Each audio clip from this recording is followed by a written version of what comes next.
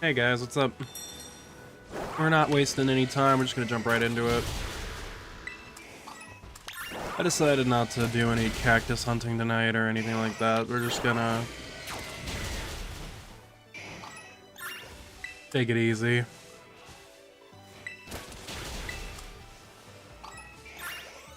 What's up, Guardy?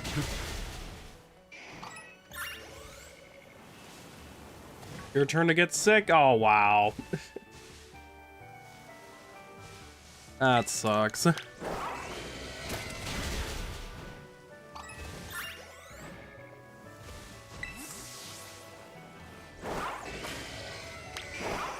Hey, good evening, everybody. Oh, pushy penguins, fuck. I'm almost completely recovered. There's still a little bit of messiness just hanging out. Shiny? Oh, they are. Okay, let's get a count. Where were we last with this whole bullshit? That's... Alright. Now it's back to normal. Alright. Well, welcome to the stream, guys, and welcome to what is probably, depending on how circumstances lie, the final stream with this particular overlay. Oh. Shoutouts Pokemon Rumble again.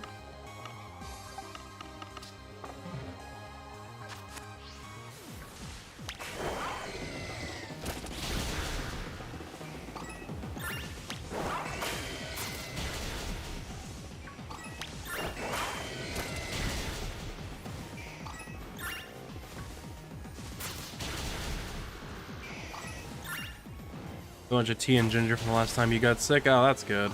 I do need to refill my water bottle. I probably should do that. That would be a good idea. Drink tequila. I don't know how tequila works when you have a cold, but I imagine someone has used that as a remedy in the past. With the worm? Oh yes, do the worm. Do the worm.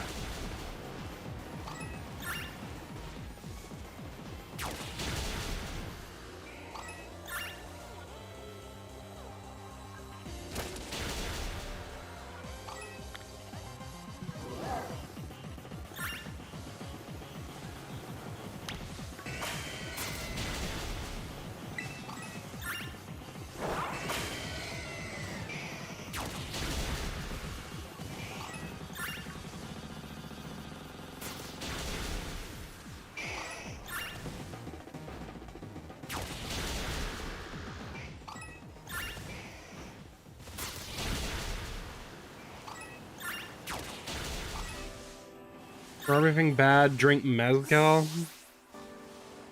Hmm.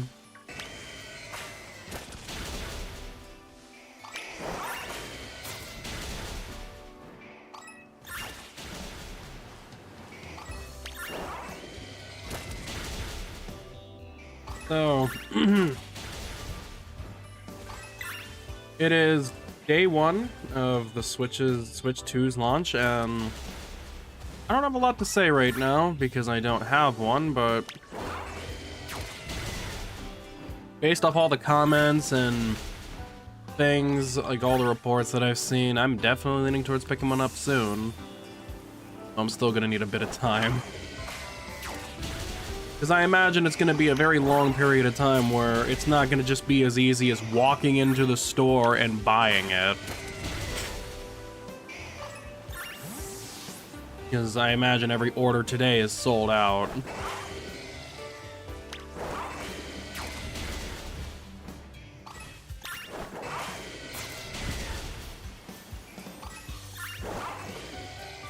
Yours arrives tomorrow? You pre-ordered? I forgot you pre-ordered a Switch 2.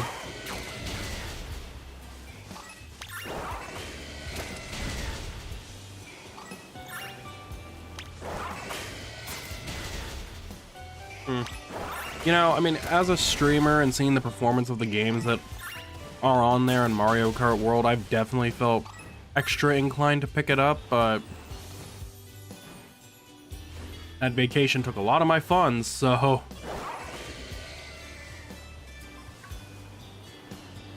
I can't really do that right now, at least not yet.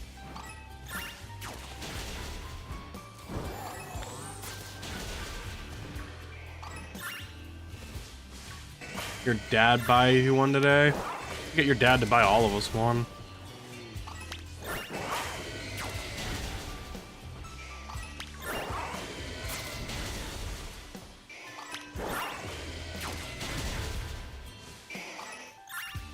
Not even 100 Switch 2 could compare what you live, yeah. Keep that close to your heart. Look, this Switch is not going anywhere. And I'll always be thankful for it because this is the Switch that has basically allowed me to play the games that have created so many memorable moments on my stream and in my life. Good or bad, doesn't really matter, mostly the good. So, this Switch will always hold a special place in my shiny Growlithe. Get over here. Gimme, gimme. I want it. I want it. I want it. Gimme. Come on. I don't care about all this mamby-pamby bullshit. Just give me the fucking shiny. There we go. Now the endorphins are working again. Fuck.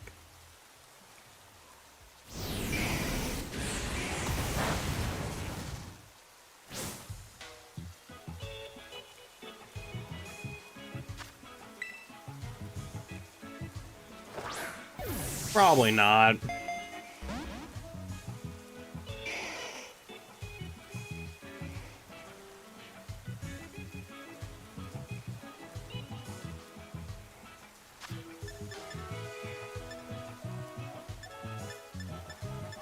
And I will say, the day I get my Switch 2, it'll be the day I definitely do my initial reaction stream to it.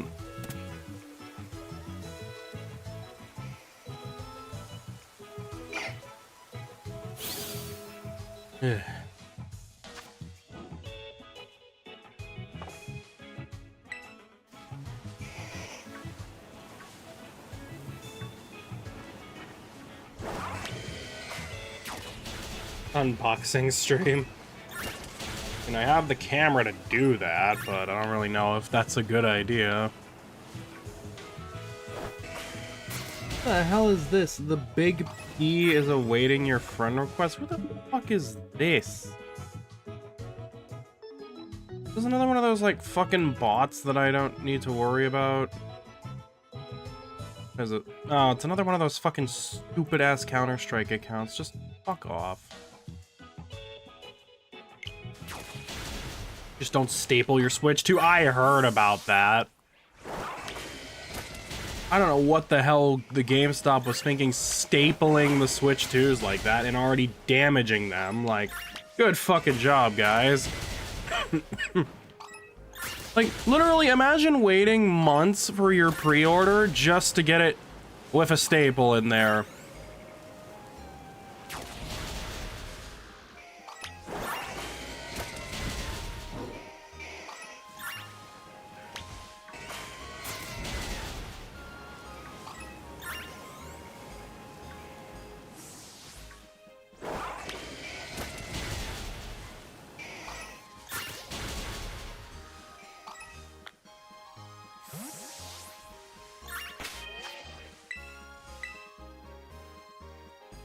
You can believe that? Yeah. I mean, it is GameStop. Their image isn't really the best right now.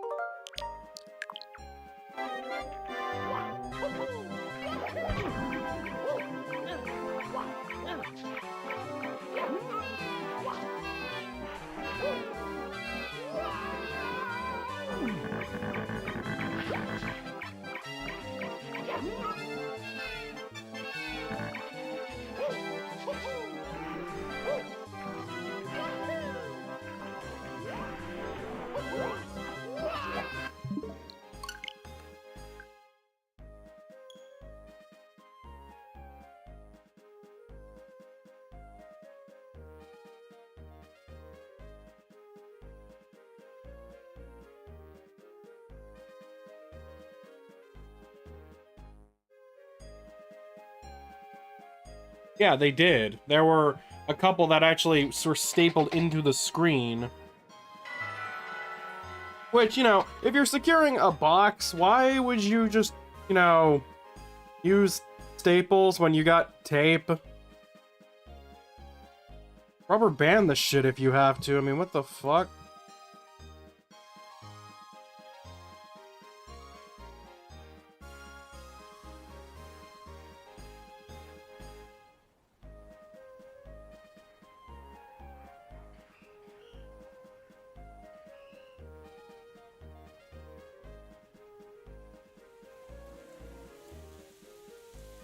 You know what's funny? I just got sent the, stuff for the new overlay. It's officially ready.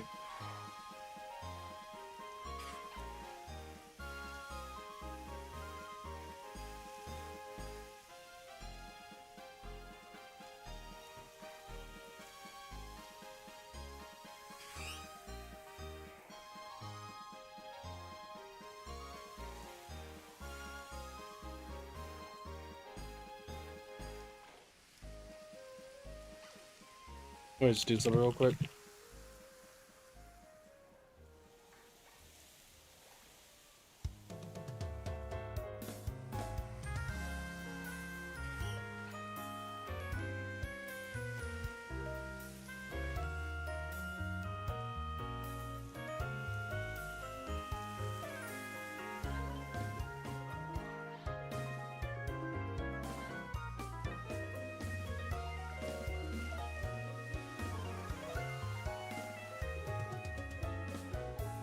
You only open MTV when you want to listen to music? What?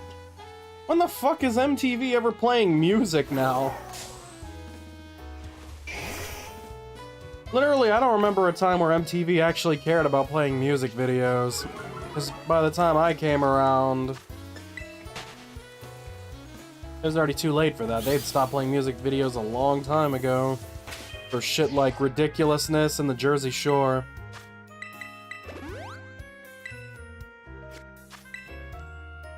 What fucking sector of MTV do you have?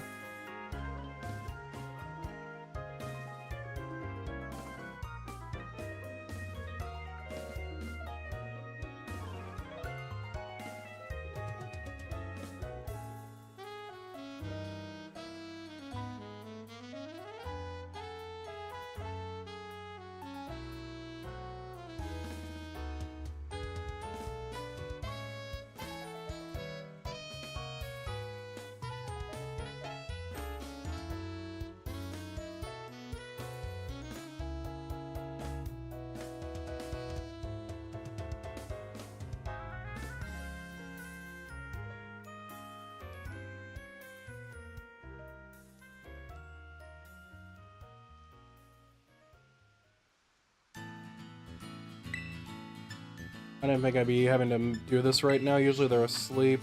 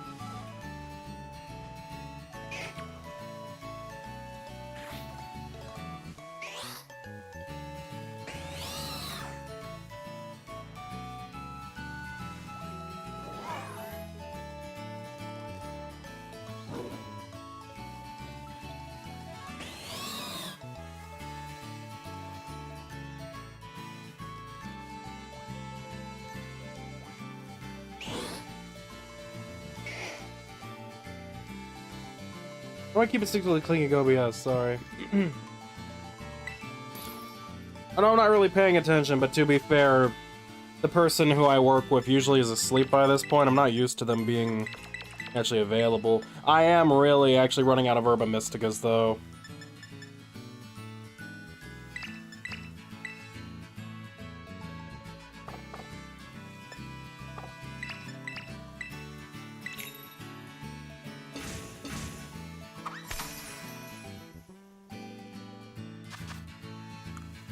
Again,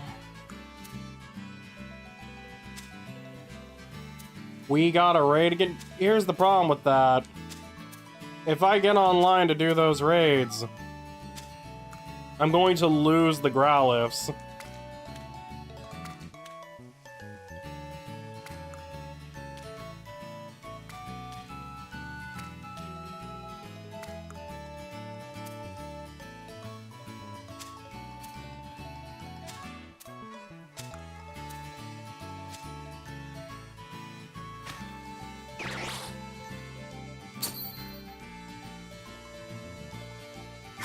When you have your Switch 2.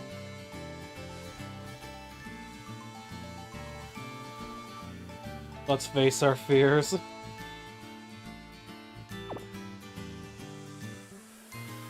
What would that be exactly? Apple Hills? Oh god.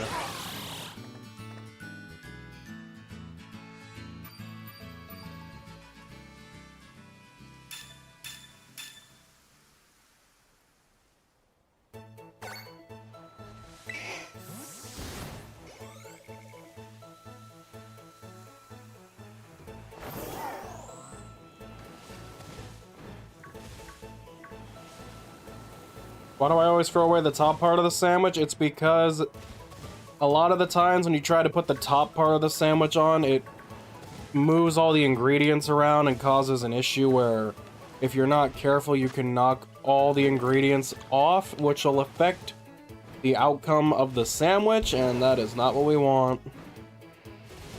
We might be able to get a Switch 2 in August when we get an extra paycheck. Wait, what do you mean an extra paycheck? What? Oh, because we get... Wait, 3 paychecks that month?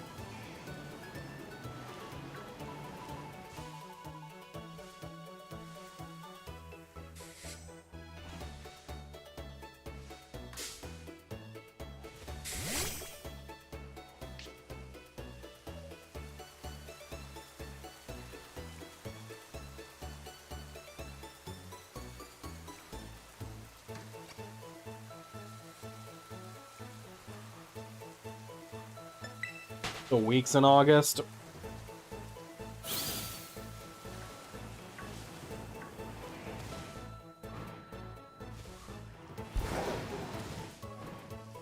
Damn.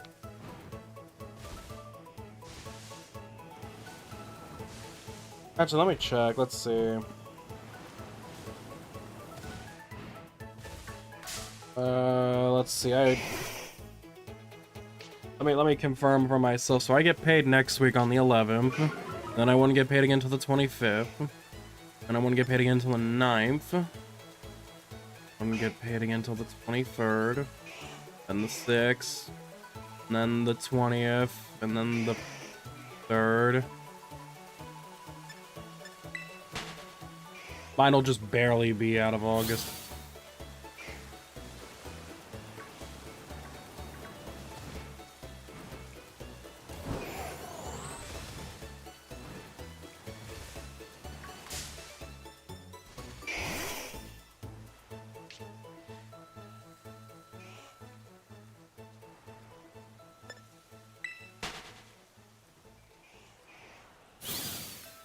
Hey, Bon.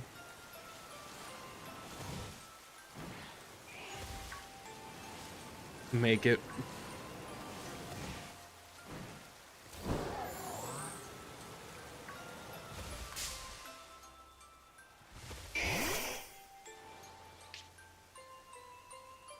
No, that is responsible. What's funny is that with the money that I have saved in my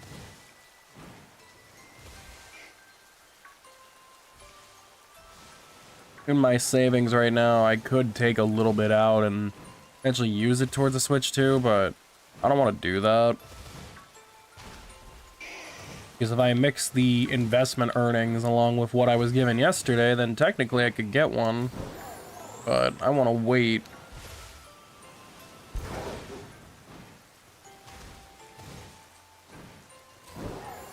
You might have to wait longer than that. Because it's not going to be a guarantee, even if you get paid, there'll be Switches available, you know?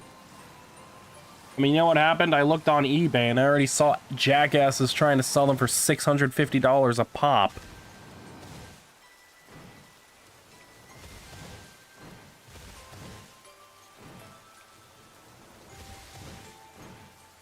Because there is a huge amount of FOMO, but, well, not within our circle, but like on Twitter and stuff, or Blue Sky, and I'm seeing a lot of people, you know, seeing all their buddies get the Switch 2 and all that, and it's like, well, me not getting it yet. I'm not in a big rush. It's always gonna be there, and Nintendo is gonna basically treat that console with care and love for at least the next like 5-6 years, so it should be all good. Yeah, I know Fast said that he got a digital copy for the prices, but like I hate the thought of getting a digital copy. I also need to get, because the thing is, it wouldn't just be the Switch. I'd have to get games, or well, the one game. Mario Kart World's the one I'm looking at right now. I'm not gonna get the Pro Controller because I still have this, what's the brand? SN30 Pro, or SND30 Pro, controller that I just like way too much.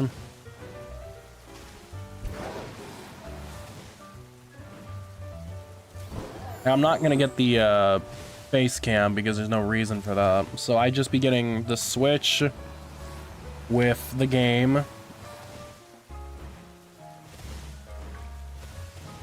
I would figure that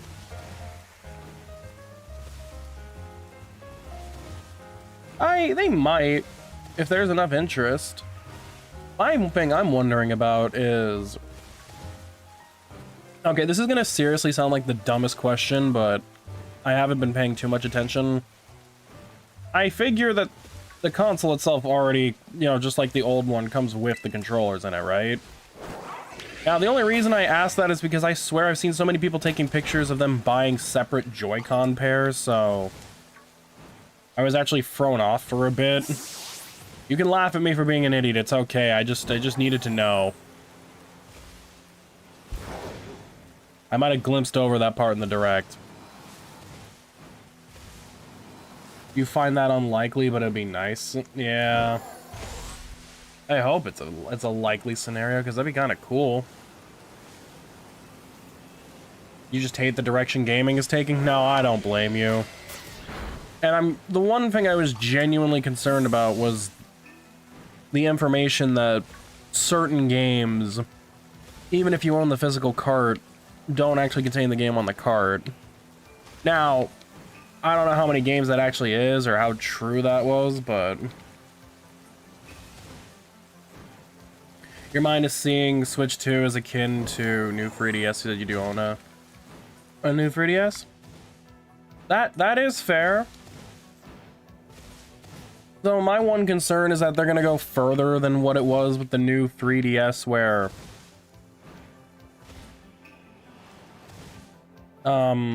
they'll start making, like, I wouldn't be surprised with time certain games become Switch 2 exclusives. Hell, I think there already is. Wait, a new Paper Mario would be nice? No, the fuck it would not. Be real with yourself for a minute. Paper Mario fans haven't liked any of the Paper Mario games since Super Paper Mario. You fuckers do not want a new Paper Mario game. Quit kidding yourselves. Be real here. None of you, no Paper Mario fan has been a fan of any of the franchise titles since the Wii one. They've hated the last 3, so new 3DS specific games numbered in about like a dozen. That's fair. I'm just, yeah, exactly. That's what they all want. They want a 1,000-year door. They all wanted to return to the old formula. Hot take, fuck the Wii one. I mean, look, I'm not a big proponent of the Paper Mario franchise.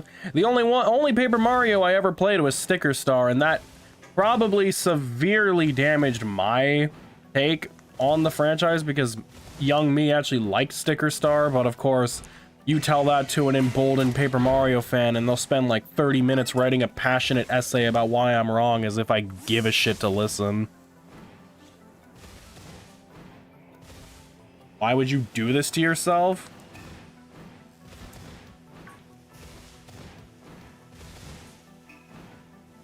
Oh. Well, I guess apparently the Growliths like Paper Mario Sticker Star because, this one showed up the second I praised it. Isn't it funny how we talked about the other ones but they didn't show up, but I talked about Sticker Star and they showed up? It really makes you wonder. Yeah, see? Like, people got... Name it Sticker Star? Oh, I got you. I got you. Because, like, look, I understand why people don't like it, and I get that it's completely different from the rest of the franchise, and there's a passionately worded essay from Bonnie or Kiata on why it's even worse than that, but I honestly don't care enough to really go back and play it and figure out why it was so bad. But... that's just me. And there goes that idiot to play a mid-game, too.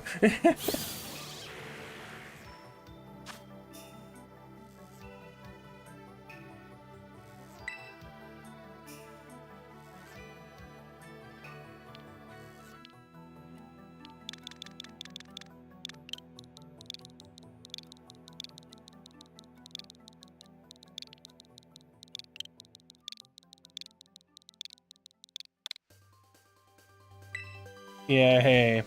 Thanks, Bon, for the shiny. But I just hope that a lot of games going forward will be available both on Switch 1 and Switch 2. Though my one concern is that a lot of games might potentially not see that. I mean, there's already the whole content updates that they're gonna do. You know, Scarlet and Violet got an update on the Switch 2. Tears of the Kingdom, I think, did as well. Nasty in a good or bad way.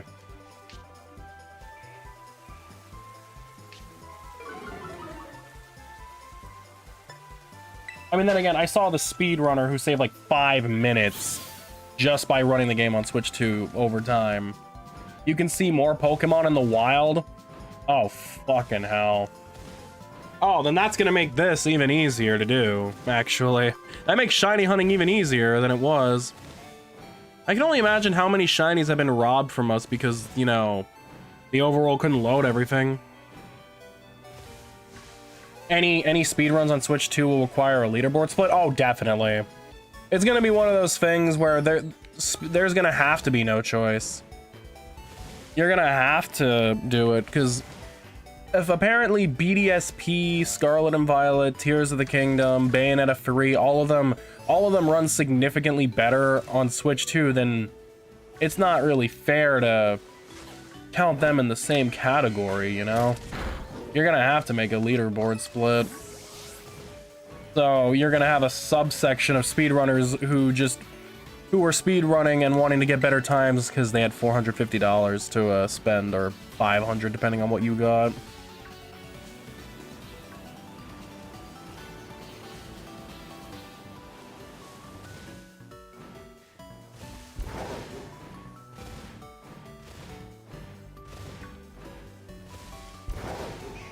Because I won't lie, seeing everyone be so excited and happy about it has definitely got me, like, more and more gung-ho to pick it up soon, but I don't know when the next restock is gonna happen, and I honestly don't even know when there's gonna actually be a time for us normal folk who don't pre-order to just comfortably walk into a store and be like, hey, I want to get the Switch too.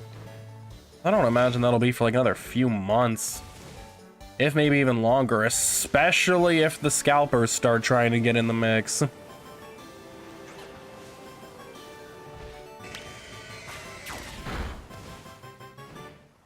No, I don't think it's gonna be worse, because it also didn't help that the PS5 restock was fucked over by the chip shortage at the time when it was out. I don't know if Nintendo might have that issue because the whole tariff thing, but who knows? I don't know when they said what they said their rotation on restocking would be. Because I hope it's not too long. Like, I hope it's like at least like a week or two. Not something like, oh, it's gonna take like 3 or 4 weeks to restock them all, and then you have neckbeards who already bought one Switch 2 buying another. Because you know, once it comes around to Christmas time and the holidays, it'll turn. If it turns into a Wii situation, it will further prove Nintendo right to make their console cost that much and make all the price folks look like utterly impotent children. Oh yeah. Yeah. Well, no prices are gonna stop me from getting this shiny, though. Get over here.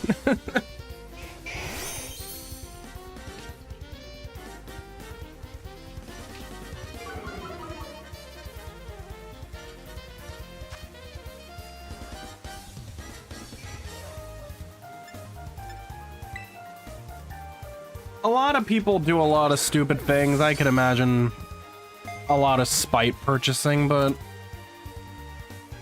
I truly believe, based off what I saw, for the most part, at least from what I heard in the lines that I was walking by at GameStop, this is all with a grain of salt, so you don't have to take everything I say, like, legit here, but I genuinely want to believe that, unlike the whole Pokemon card craze, that all the people are, okay, a good majority of people who pre-ordered their Switch 2s or were coming to pick theirs up were actual genuine Nintendo fans who wanted to actually, you know, get their hands on the new system and actually play the new games.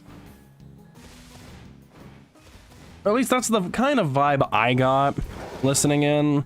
Obviously, of course, there's probably at least 1 or 2 people in there who are probably thinking long-term, like, I'm gonna fucking raise the price to $650 to try and bait some poor parent who wants to get it for their kid. Like, there's probably one of those losers in there that probably thought of that.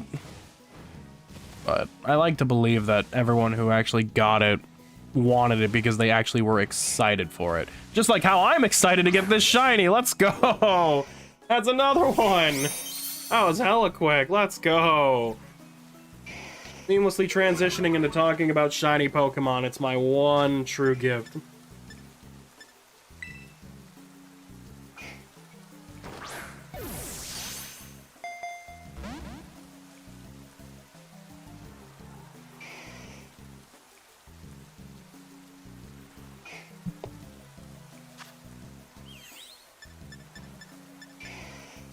Hello, Brandon.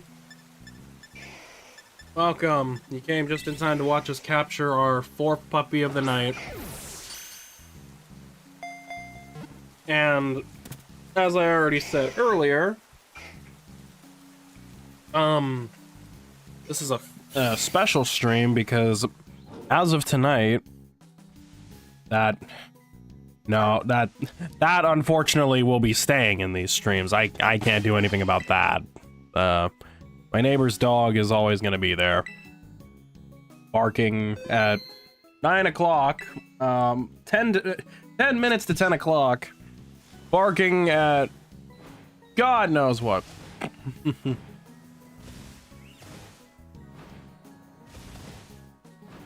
But it is official now that I've been given the assets. This will be the very, very last stream that I use with this current overlay, because as of tomorrow, I will be retiring it. I worked with Nella, the same person who's made a lot of the emotes, to craft a overlay that has somewhat similar color vibes, but I added some stuff to it that I felt was more fitting to this channel. You know, it's not gonna be super flashy like we wanted, but there'll be a few just random sprinkled elements in there that just I felt were good for it. Oh, don't worry. We took care of that. The Pichu's had a good run. Yeah, the stupid ass fucking Smash Pichu renders that don't even look that good on here, honestly. So, effective, once this stream ends, you will never see this overlay again. Because I mean, maybe you might see it again. I highly doubt it, but I'm going to pretty much insert the new one, make sure everything is good and looks clean. It is 2 different copies of the same overlay. There is a difference for one of them, but that'll be explained tomorrow. So this overlay is going to be retired. And it'll go along with me also retiring my other old overlay, because that one existed as my speed running overlay, but because the new one has another like area for me to do what I need, I'm going to officially retire that one as well. So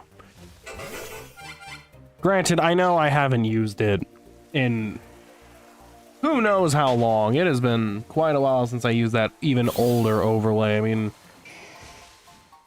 I've had very, very, very many of them. But the next one I'm gonna be using is one that I'm hoping to at least use for a couple years. And I mean, that's the idea. Because I felt it was time to move on from this one, because honestly, I don't like it anymore. I don't like the renders. I don't even really like the game they're connected to either, so I wanted to get something that felt more personal and special to me, so that's what we went with. I mean, technically, I could have done it now, but I'd have to set it up in front of everybody, and I really don't want to do that.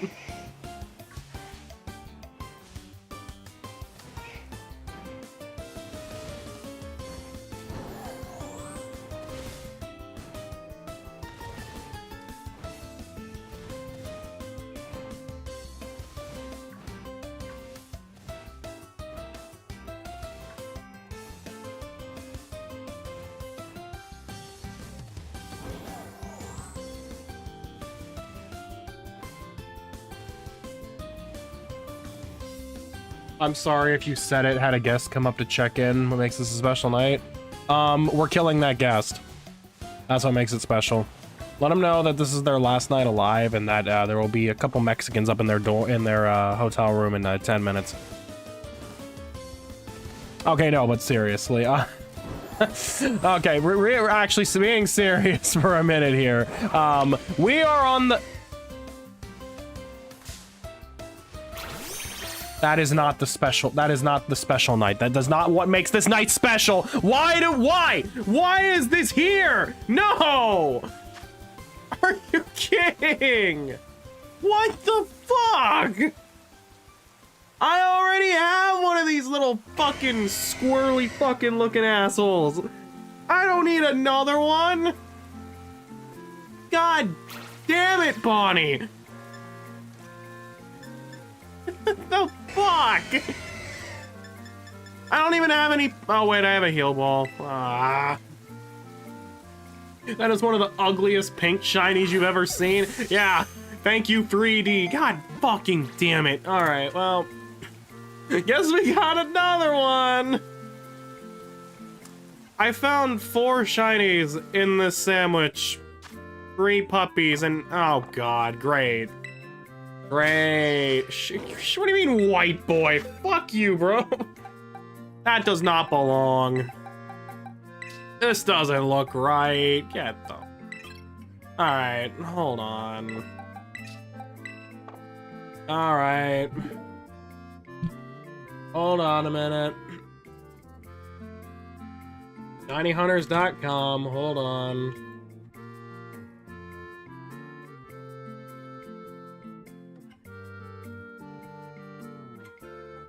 Yeah, well, here's the thing, Cheyenne. I'm not gonna stop the sandwich to do the pushy penguins, because if I turn the game off, then it's gonna end the sandwich. So that's why I wait for the sandwich to end, then I'll do it. What the fuck is this dumbass's name? Greedent? How do they not have... Wait, do they not have that on here? Oh, wait, that's how you spell it. Yeah, it does look better. I can't... Why is it not showing up? Greedent. They don't have Greedent on shinyhunters.com? They don't have his asset? What the fuck? Am I just fucking stupid? They don't have him.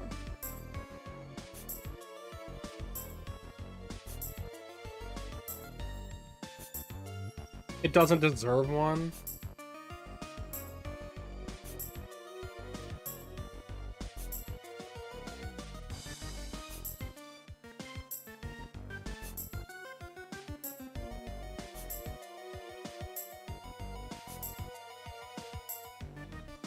That just looks so fucking bad.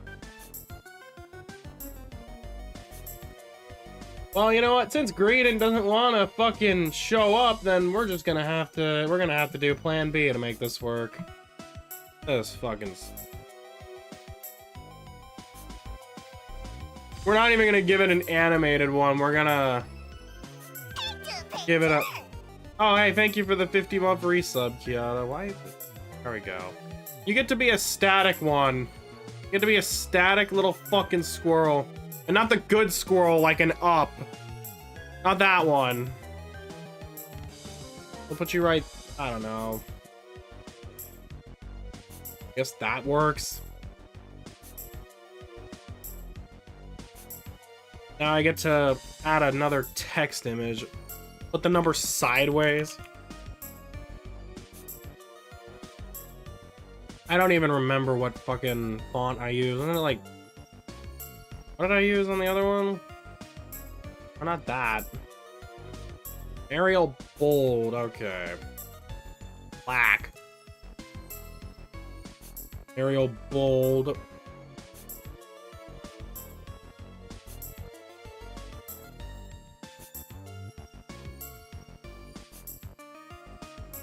Is it a race thing or more of just I fucking hate Bombardier, and that's probably the more justifiable reason. That thing is fucking terrible. I hate it.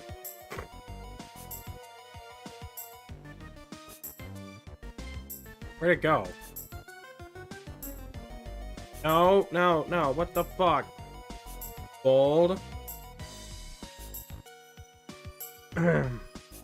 Black. Okay.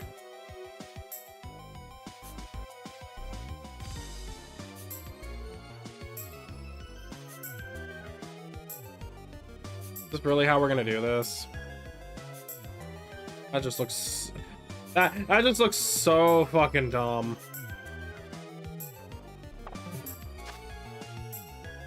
How much time did I waste doing that? Like 5 minutes? Probably should have went to the menu. It took so fucking long, my Kyogre decided to take a nap. Bro was bored out of his fucking mind.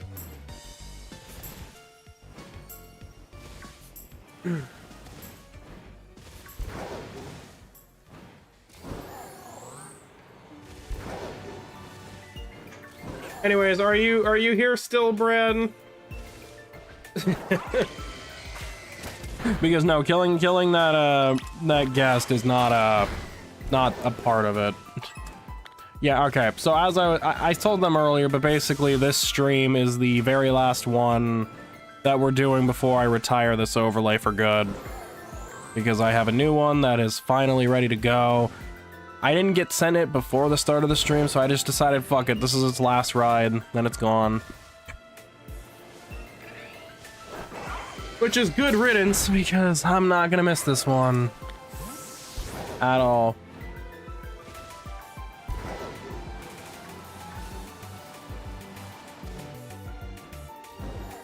Guess you'll take the tools out of the Jeep.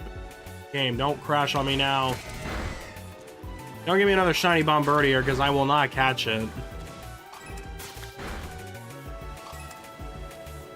Or if I do, I give it away. I've thought about maybe one day, if I ever just run out of room, I'll start giving away certain shinies I have, like, mass and symbols of. But, of course, it'd be hard for me to do that, because then people would be like, what the fuck? Are you even legitimate? You're giving away shinies? You're a fucking... Like, no, no, no. You're one of those fucking people.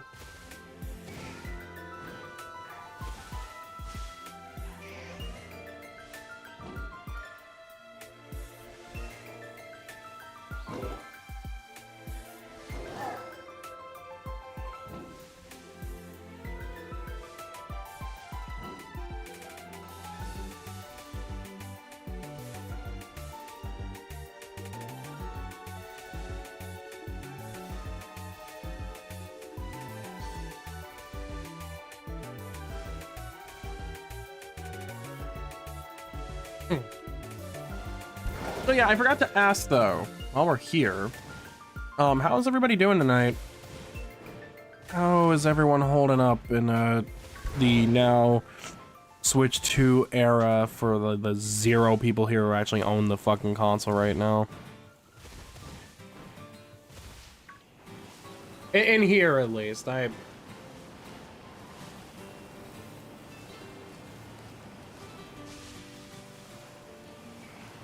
Good despite getting sick, tired after work, fair enough. Jitty? Oh. 1.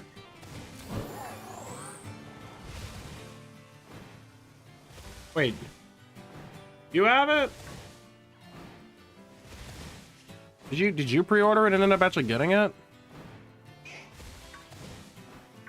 Oh, you have it? Oh shit. Not wanting to be at work otherwise good. Well, at least think on the bright side. You're almost done. And then only have to get through tomorrow. And you'll have the day off. And you don't have to think about going in and setting everything on fire. You got the last one at Walmart? Oh, nice. Hope I'm doing okay. You'll have 4 days off after? Oh, sweet. Yeah, I am doing a lot better. I spoke to my boss, the other one, and we kind of worked things out. Well, not the big boss, not her, but basically the other one. Though I'm not gonna read what he sent me afterwards because he somehow managed to spin it into something really fucked up, but at least we're on the same page. Next week you have 3 days off in a row? That's great! On a technicality, next week I have 6 days off in a row. I wanna fucking die. Because I only have Sunday, but then after that I got nothing.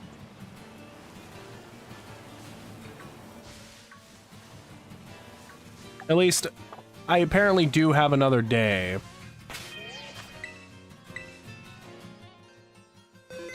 They said they were gonna try and give me a second one at least, so there's something, I guess. Not like I'll believe it, but yeah, you can't wait for Rain to be proud of your parental skills. That's not gonna fucking happen. Never.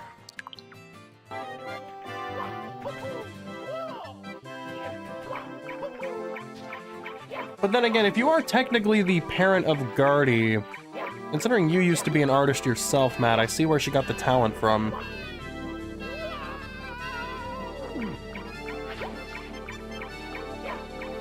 Oh, I got the opening to Iridian 3D playing.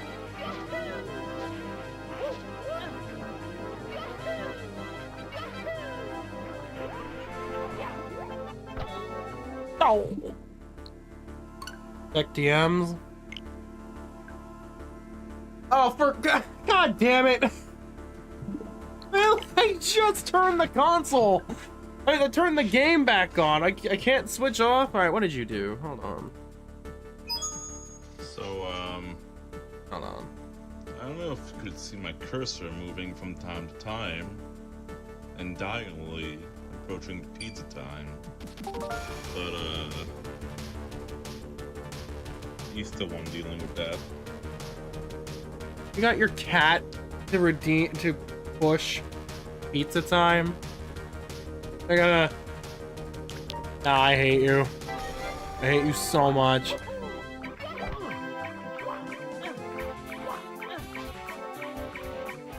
Oh, we got some Wii Sports music now. Pogo is slowly approaching.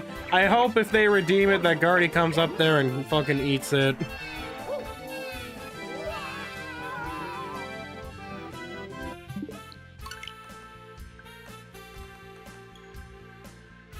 Alright.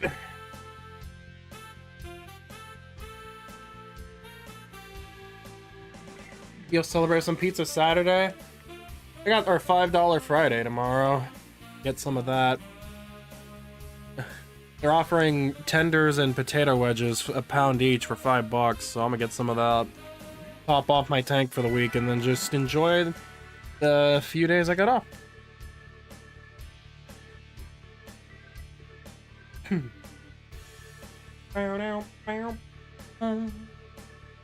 only want to lick? Oh, God.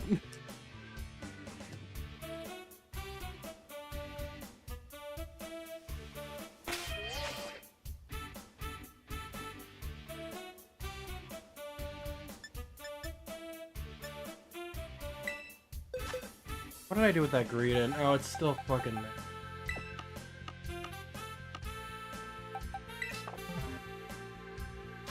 Whoa, wait, what? Oh shit, this was supposed to be in there too. 30, 60, 65, 70, 75, 77, 70. Okay, there we go. Now it's accurate. What place has that deal? Safeway. They do $5 Fridays, always, if you get the Safeway app. And all you gotta do is attach your phone number, and you basically become a member, and then you can, when you get to the register, or self-checkout, just type your phone number in, and you get the discount. So, a pound of tenders that are normally $10 is $5, which is a fucking steal. Not good for you, but, you know, if you're having a crummy week, or you just want something to make you feel better.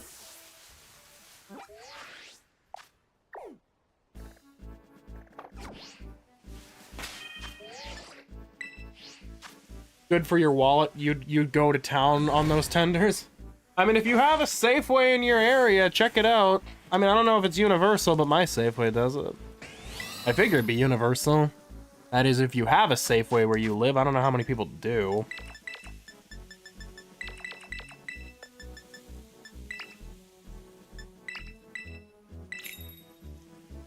He did it. Well, Guardy, you know what to do next time you go to Canada. Make sure you bring some salt and pepper as well.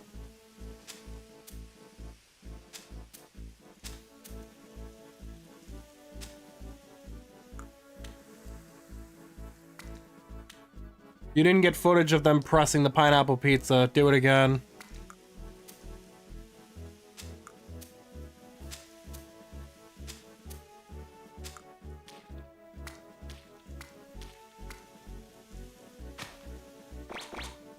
All ears closed down here? Oh, that sucks. I'm sorry.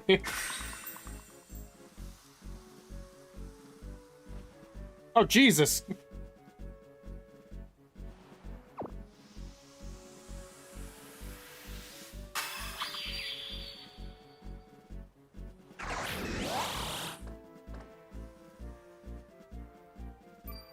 He got up. He's proud of himself. He fucking shouldn't be, but... He may type something, though. We used to get fried chicken from there all the time. Yeah, their fried chicken's pretty fucking good. They mixed it up. So, can I say one thing about Safeway, though? I never thought I'd say this about anything, but... Safeway's mac and cheese is fucking horrible. Like, it tastes so goddamn bad. I don't know how they fuck it up, but they do. It's unedible or inedible. It is the worst mac and cheese I have ever tasted as someone who is a big fan of mac and cheese. Like, it tastes like actual plastic. It was the $5 Friday deal last week for a pound of it, along with, like, I think it was beef sausage with mango habanero. You stick with real mac and cheese? I gotta learn how to make some good-ass mac and cheese. I've seen plenty of recipes. I just gotta actually try it one fucking day. Maybe in a home that doesn't have a bunch of people who are gonna fucking take it all. Because I wouldn't make a bunch, I would just make a decent amount for myself. But you can never make anything for yourself here without the risk of somebody taking it. AKA the one person who takes all our shit. Need to refill my water, hold on.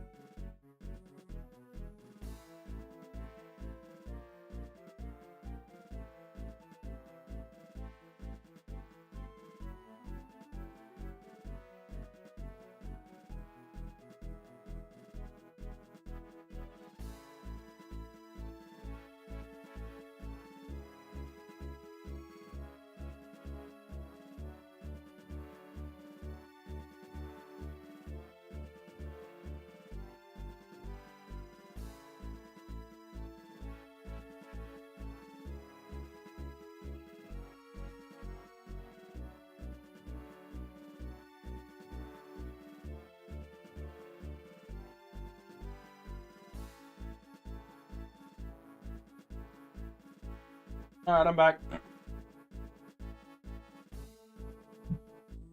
Let's see. You plan on, what if you get a mini fridge in your room? I could not. I don't have... Oh, god damn it. I don't got the space in my room, and definitely don't have any reliable outlet to plug it into.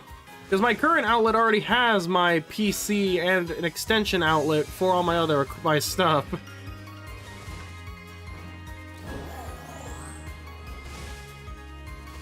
So I couldn't run a mini fridge, and honestly, I don't get a lot of stuff, really. I actually don't even do grocery shopping much. I do occasionally get myself some stuff, for the record, don't worry. It's not like... I just don't do it, like, weekly, where I have to like, stock up on everything. It's like, I just get what I need. It's like, oh, if I need bread, or cheese, or... fucking... what else is it? Sometimes I get that fruit punch. That, Minute Maid one, that one's really good.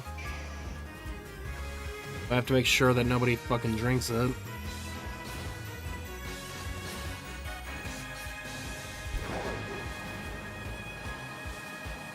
I got a full water bottle now. I'll let you fulfill those drink water requests, because I forgot to do that.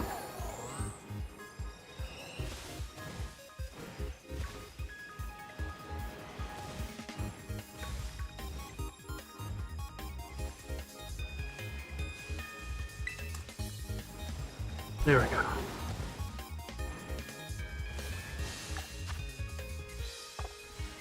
You want cornbread now? You know, I love me some good cornbread. I remember when I was younger, my mom used to cook cornbread all the time. That shit was just so goddamn good.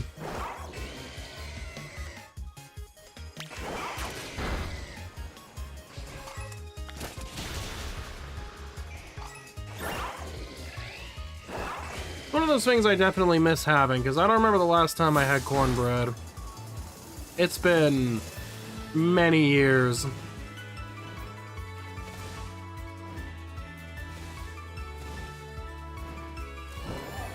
Love you some good cornbread, yeah. I could use some of that cornbread. I could use a good mac and cheese, a good cornbread. You know what I finally had again recently that made me remember why I loved it so much was a good mashed potato.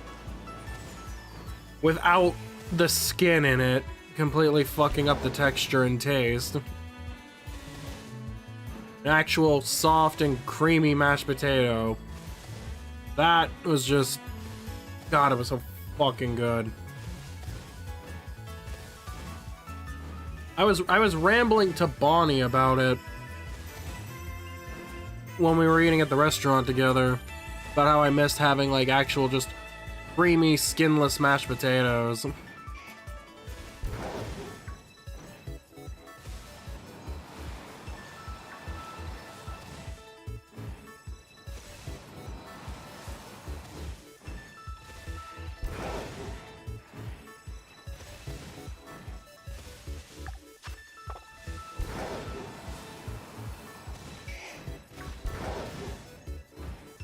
I just don't like having mashed potatoes where they don't peel the potatoes.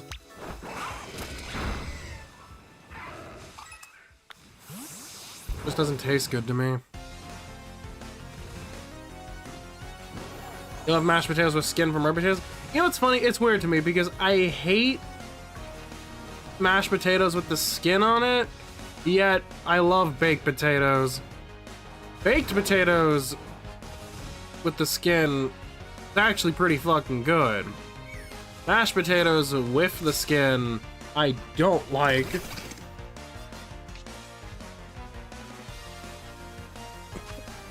It's a weird paradox.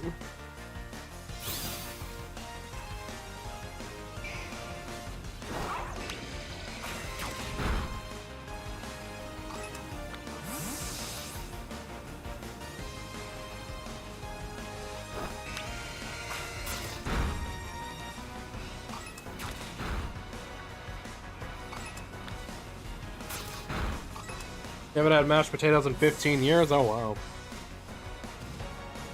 You know what? Shiny hunting the piss god is faster now by 14 seconds. Who's gonna tell him?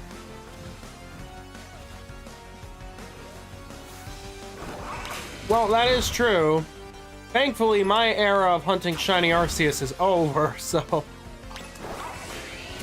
Some fucking person's gonna tell me to do it again on Switch 2. I'm willing to bet it.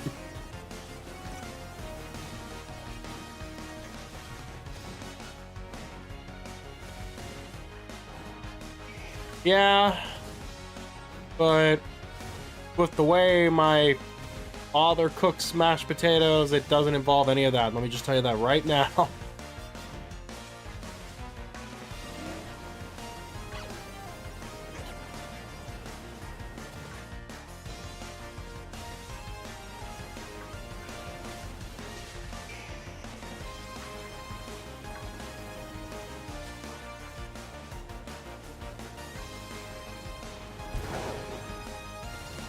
But yeah, they don't add any cream / milk or butter. They add butter and sour cream. They don't add any milk. Or at least, no, they don't add any milk to my knowledge.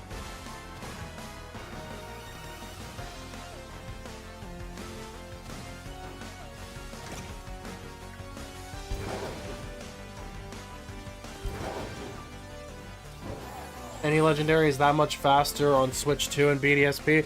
Yeah, but that still means you'd have to play BDSP, and I feel like that's still a loss no matter how much quicker it is.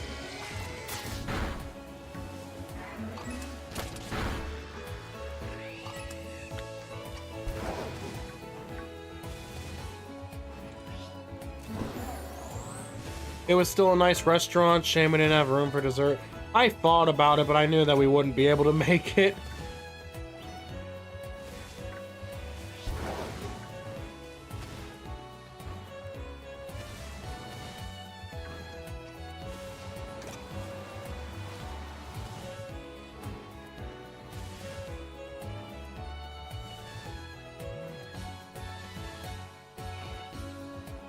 Oh, yeah.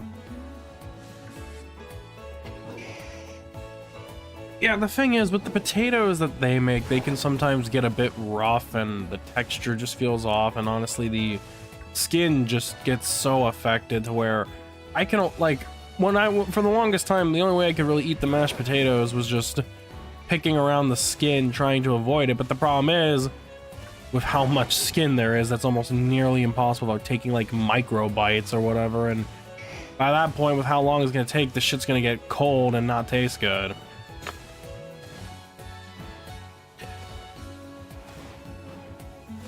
You use heavy cream and butter when you make them? Yeah.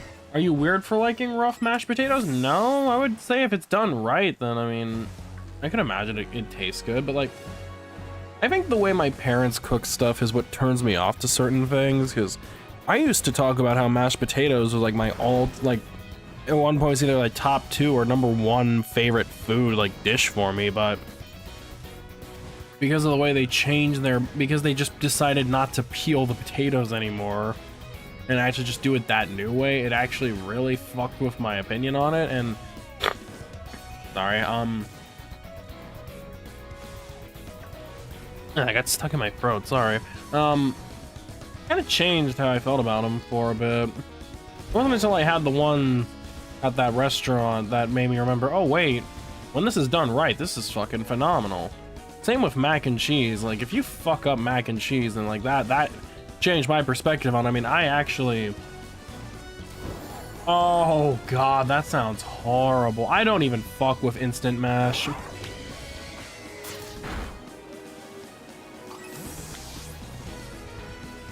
All I'll say is that, like, I've grown to like certain foods when they're prepared right. I think my opinions on them change a lot. And, ooh, shiny. Gimme. I need this, hold on. I just gotta say that over the years, I could definitely tell my taste buds have changed. I cannot for the life of me stand that weird ass taste that Velveeta cheese has. I don't know if it's just me, but I tried it like like a while back. Dog, where?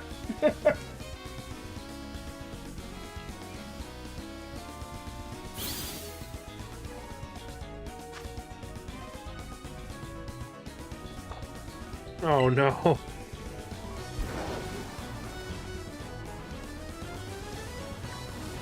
I gotta hide all these puppies from Guardy. I can only imagine what would happen if she got a hold of my Scarlet and Violet copy. She's gonna extract all those Growlithes and then eat them. How many burgers do you think you can make out of all the puppies that I've caught so far?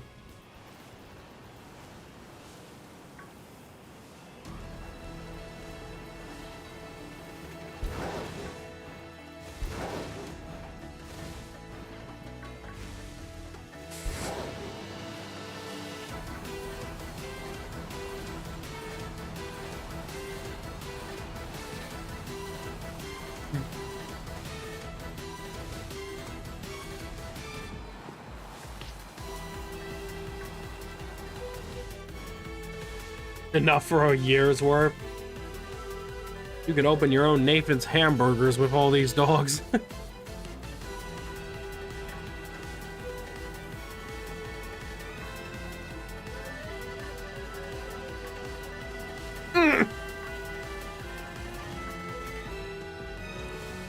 Oh, Dios mío. That's not where I was expecting that to go.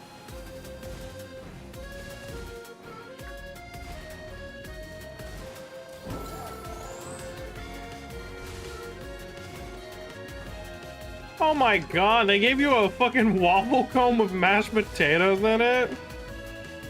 That's a fucking prank and a half.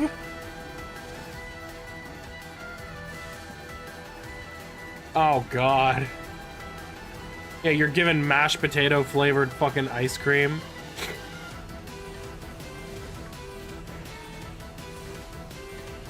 I do need to get myself some Frifty's ice cream before it goes out of business for real though tomorrow. Cold mashed potatoes. Oh god, that's... Look, if there's any food that I would say, like, there's a lot of foods that lose like a lot of flavor and like a lot of taste and just aren't as good cold. Cold mashed potatoes might actually be number one on that list for me. Like, cold mashed potatoes are the worst tasting thing I have ever had. Like, a cold burger isn't ideal, or a cold sandwich for me personally. Or cold pizza, but at least those aren't too bad. Mashed potatoes, oh god, like, how does anybody eat that cold?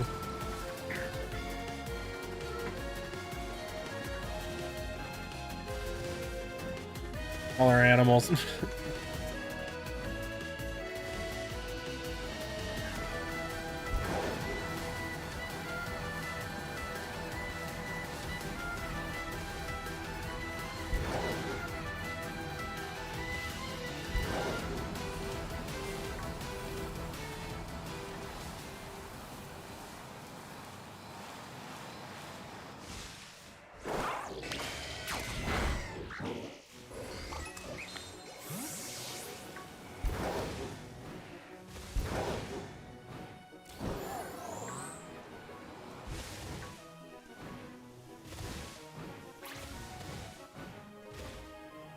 Another thing you dislike about mashed potatoes, how meat juice mixes with them and it's a brown meat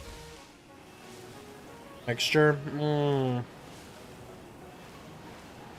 And why you prefer rice? You love getting lasered by Smurfs? Just fucking play better, Bonnie. Well, I guess while we're on the subject about potatoes and shit and all this other stuff, I'm pretty sure I've asked this before, but I'm going to ask it again because, you know, we got more people here. Favorite food or meal and why?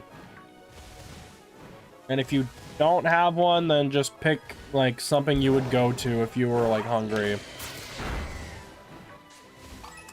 Pizza? Oh. Fair enough. A good cheese pizza, especially, is like, you can never go wrong with that. Roast beef? I'm not a big fan of roast beef, to be honest, but that's fair. Don't ask big backs this question. I mean, big back. What does that mean? Pizza. Grandma had a pizza place when growing up. Oh, nice. Potatoes, fried, baked, mashed. Anything is good. Okay. I thought honestly you were going to say dog, but you know that's fine. Oh, fatties like you. Hey, we're all fat to some extent, Brad. Okay.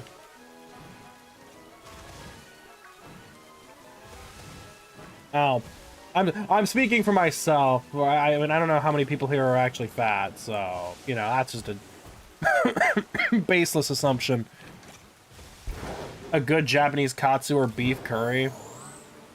People always think General Tso chicken is your favorite meal. Always surprised when I say roast beef. I didn't even think General Tso chicken. By the way, is there a specific go-to pizza for you, Pokemon Master? Or is it just like any pizza? For Kiata, I already know the answer is cheese pizza, so I don't even need to think about that, and because I know him. All meat, usually? Okay, good. Can't go wrong with a good meat lover's pizza.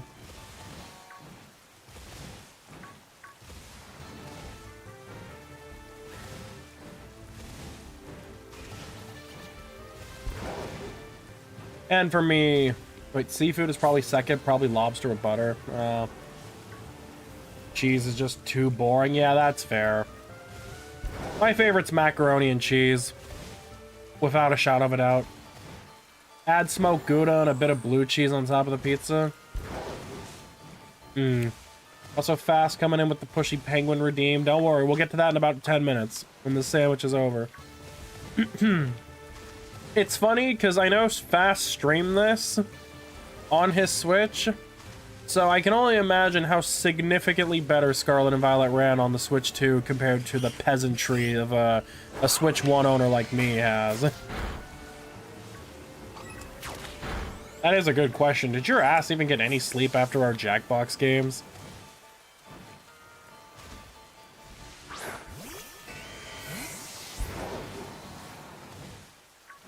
You did? You started streaming at like 6:30 in the morning though, so like, how many hours did you get? Like, oh, 6, okay. I forgot when you left the session.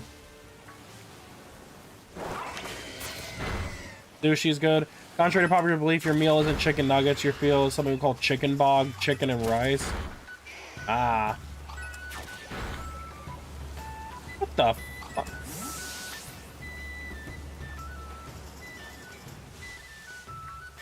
You stream for 9 hours? Damn. You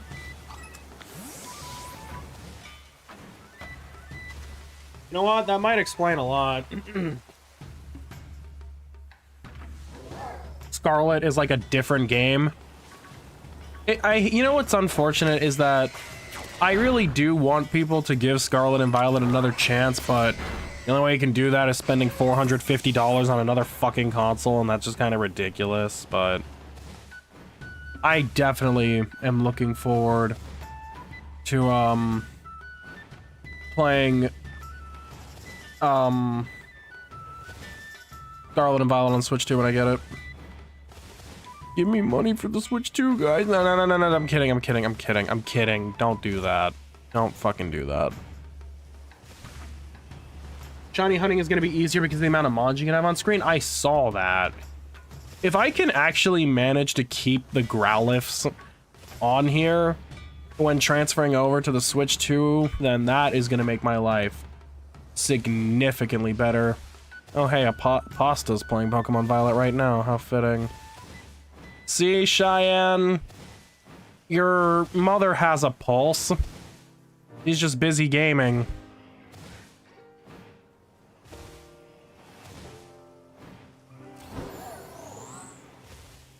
You know what I have yet to see, by the way?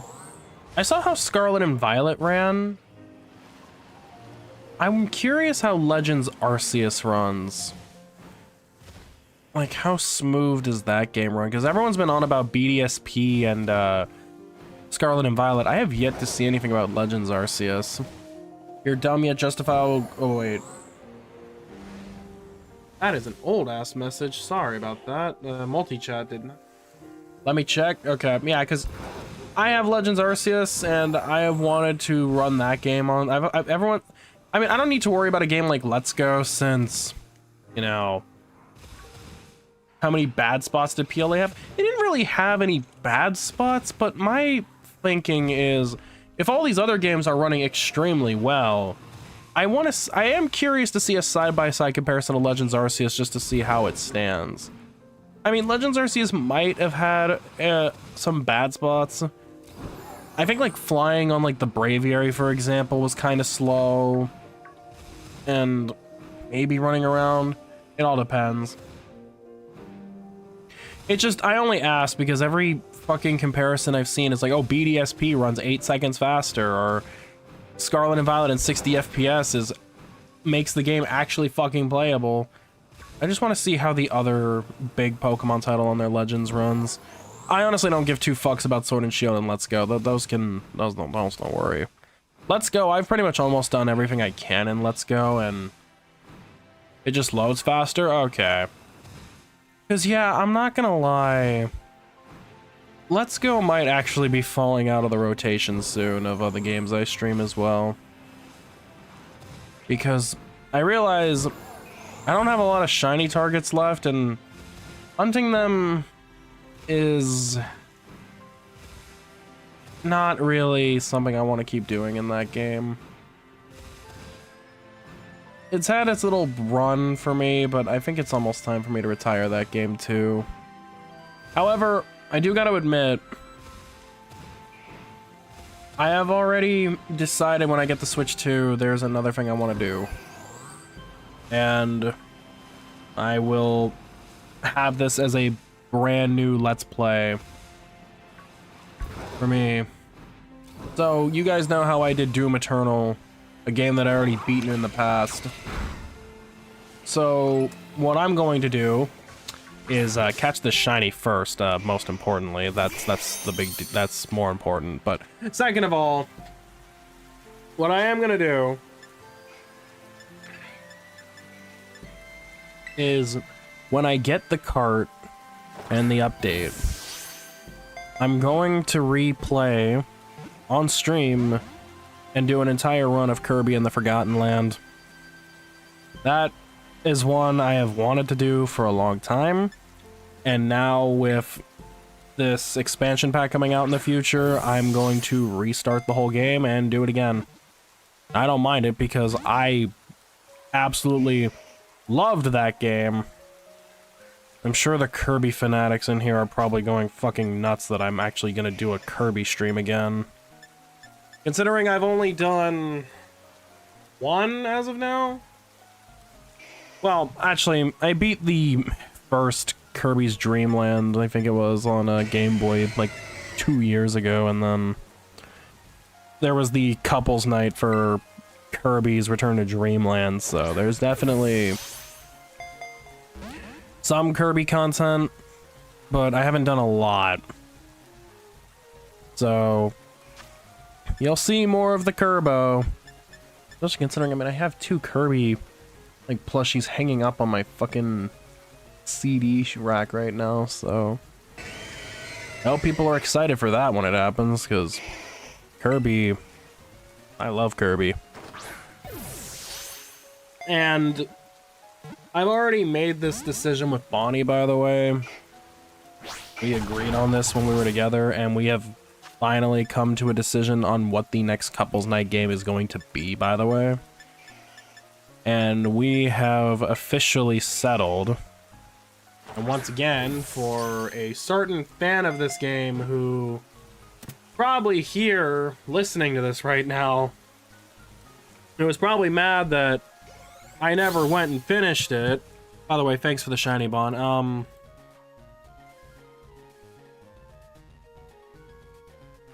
Kirby and the Terastallized Lands. Oh, that sounds fucking great.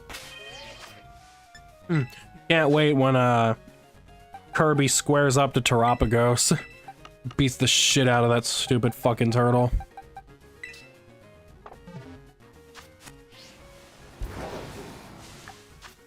But we don't know when it'll be. But Bonnie and I have decided we're gonna pedal away from some of the older choices we made. Since, you know, the last one we did was Mario Brothers, I think. The next couples night game officially is going to be Kirby 64.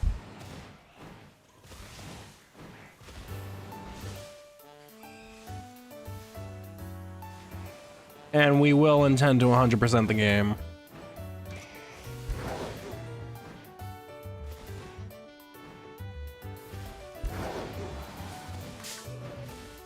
So you can expect those at some point. I don't know when, but you'll see them at some point.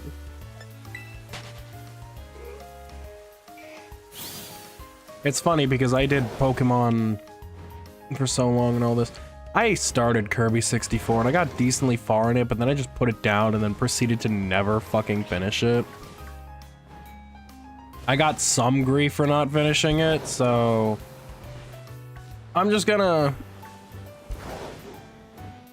forget finishing the game solo, and I'm gonna restart 64 with Bonnie, and we'll just go through it together. And for the people who are going to ask, yes, there is probably something on the Switch 2 we will do a couples night of if we can get it, but well, maybe you should be a better player than Bonnie, I don't know.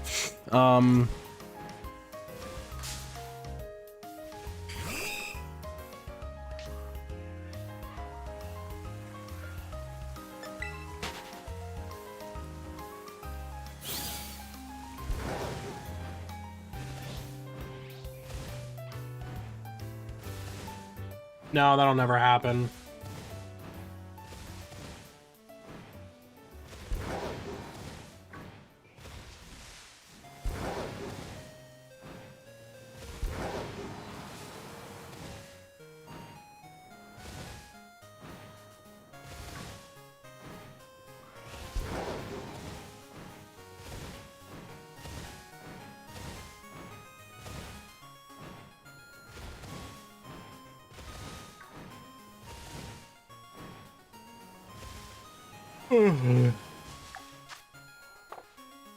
Got 1 minute left. How long ago was that Pushy Penguins redeem? How fast redeemed it at like 11 minutes left, so I should probably be ready for it.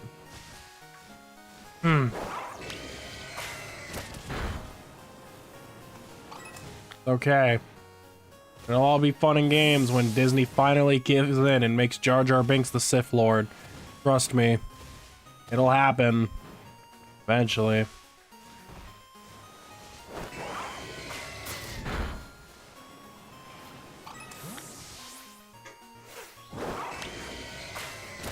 So yeah, Kirby and the Forgotten Land and Kirby 64. Those are 2 guaranteed games we will get to eventually.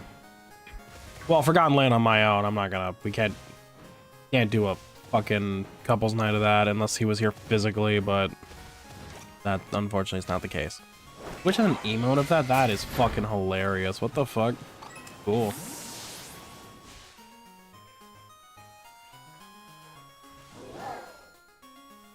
Darth Jar Jar.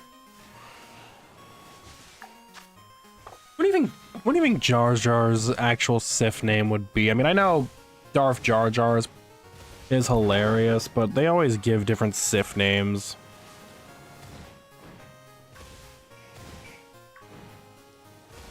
Then again, Palpatine didn't have a... Oh wait, no, he had Darth Sidious.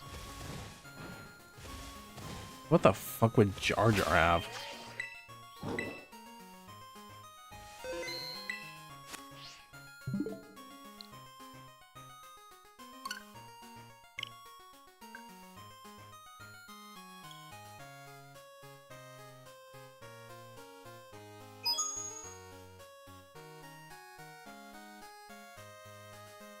ba ba ba ba ba ba ba.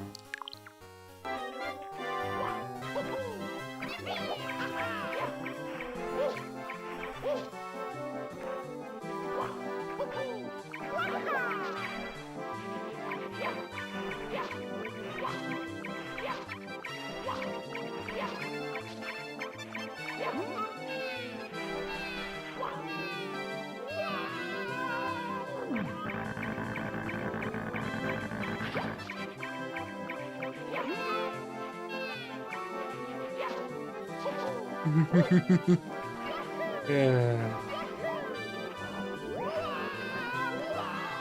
PLA just loads faster? Got it. Okay. Wait, before I turn this off...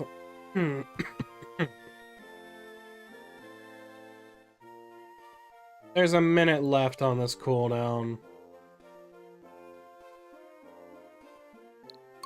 That's enough time to get the sandwich done before someone gets in, actually. Because if I get the sandwich off, then they can't do anything. Who will get it first? I mean, tisk. I always do it, Bonnie. Oh my god, if only I had the Switch 2's loading time. I could avoid someone redeeming pushy penguins before I finish. Yeah, I kind of do, honestly.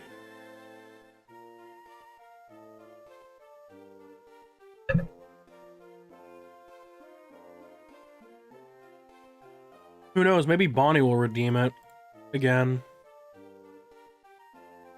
Oh my god, these load times.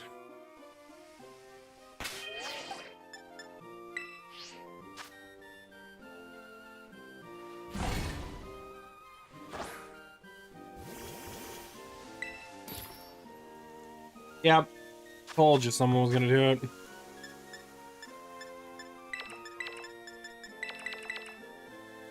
Whoever redeems it first gets a Switch 2. I don't have the money for that.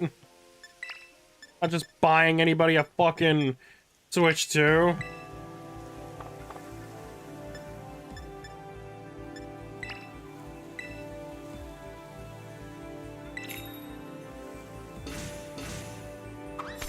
Back to Pangu, gay boy. It's already too late.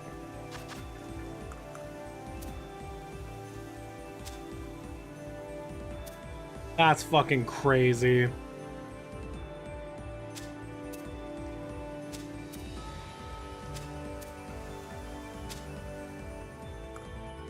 Anything on the shipment?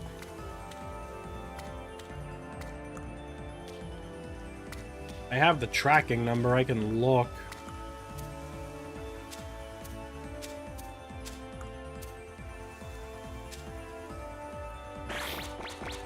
Well, I fucked up the sandwich. God fucking damn it. Well, I'm gonna have to do it now anyway. There was an update, but I don't remember the tracking number, so... Let me reach into my wallet and... Shut up, Bonnie. I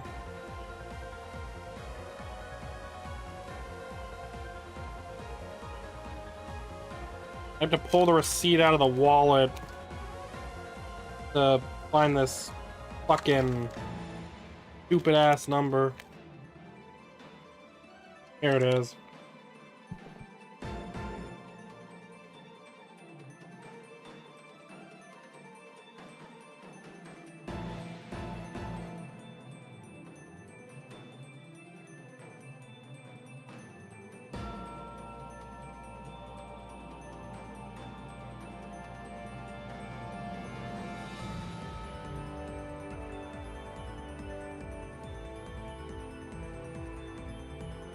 Alright, let's see.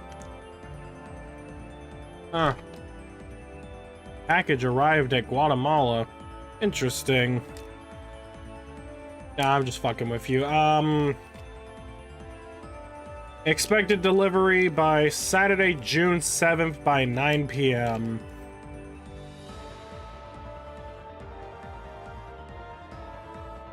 Is this Rescue Team DX music? It's, You know what? Because of the way this is listed, I don't have the proper credit. This is... I think this is... it's either Gates or Super.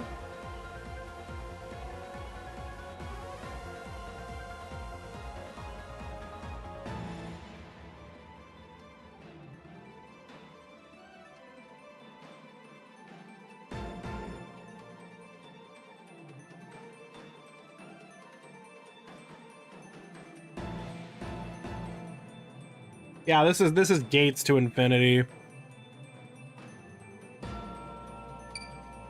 I don't know what it is because the translations. Yeah, it's not tomorrow yet on the West Coast. You still got 2 days. Hello. Because it arrived in Jersey City on June 5th. It might be the final boss, I'm not sure. This is Wii Sports Resort, the bowling alley. Fuck you. Fuck you. Fuck.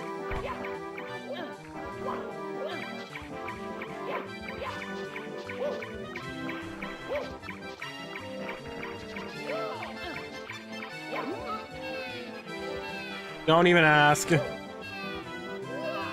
YouTube cracked on the new ad blocker? No, they didn't. I mean, they will tell you that ad blockers aren't allowed, but doesn't stop me from just clicking the X on it and just being like, fuck off. Did I ever play Wii Sports Club? No, because I didn't.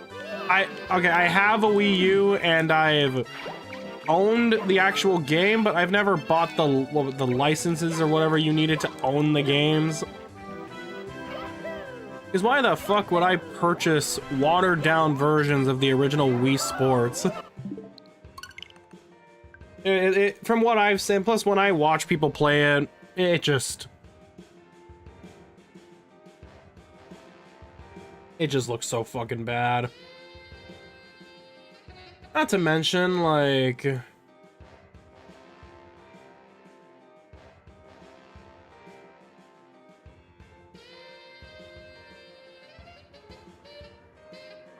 when I saw like the whole golf minigame where you have to use the fucking Wii U gamepad and people just could not get it to work, that was all I needed to know, that like this shit's a fucking flop.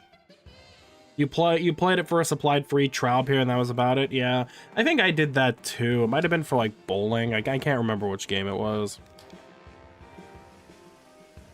But I mean, it was just a disgrace of a game, honestly. Could you imagine that being someone's first exposure to Wii Sports was Wii Sports Club? Because I remember the first game I ever played on the Wii was Wii Sports, and then subsequently played Wii Sports Resort like a few years later. Those games always stand out to me. 1v1 you at Wii Music? You know what's funny? We have the disc, though I don't know where it is.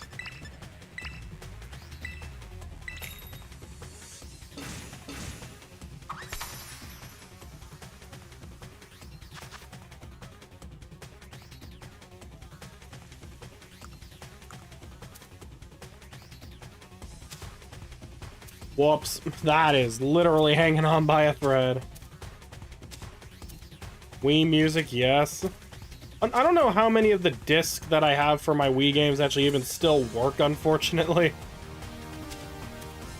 Fun as it would be to try a Wii, like any Wii streams.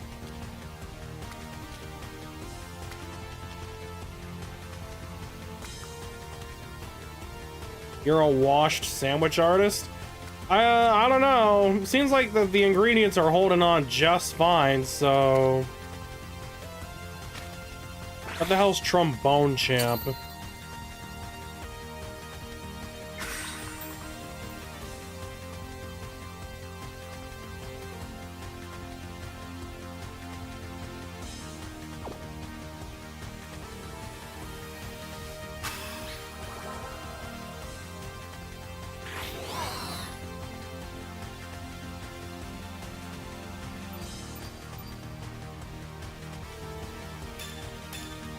Yeah, he did. We didn't get any sandwiches while we were out, so... Oh. Hey, so what was that about me being a washed-up sandwich artist? Clearly I crafted enough of a masterpiece to attract this fucking puppy right here. Eat shit.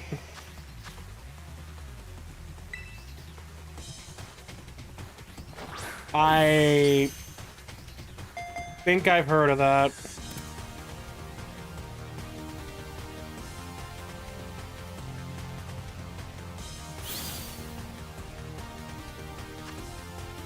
He's 81.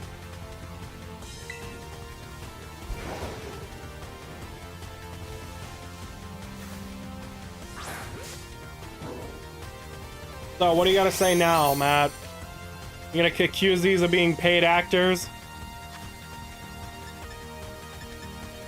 Go ahead. Call them paid actors. I want to hear it.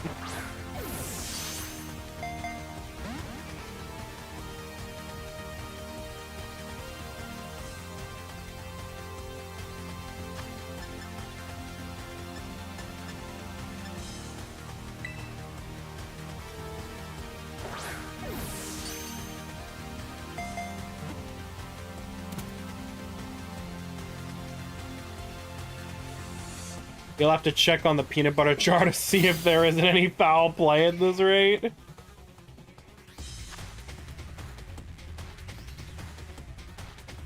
Your palate is too refined for his basic grilled cheese. Didn't you have a peanut butter and didn't you have like a jelly sandwich from Quick Stop? You lying sack of shit.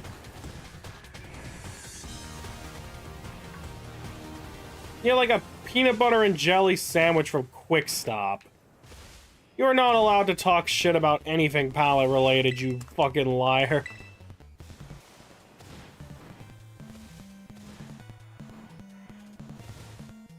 PB&J, but what else was there to eat?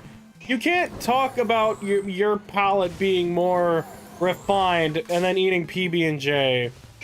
What am I gonna do? I don't gotta do anything. You already know what I did. I don't have to say it. Do I?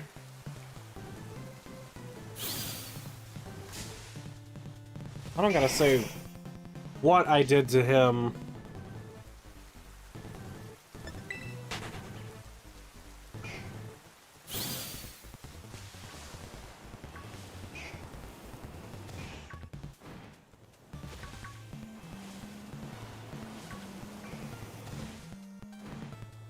You don't want to say what you did to me?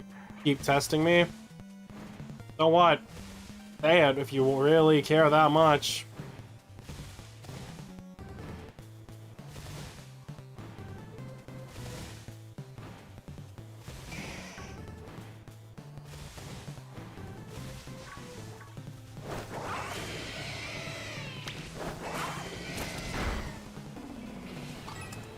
Keep to yourself. Then you keep to yourself then too, bitch. Your little fucking place.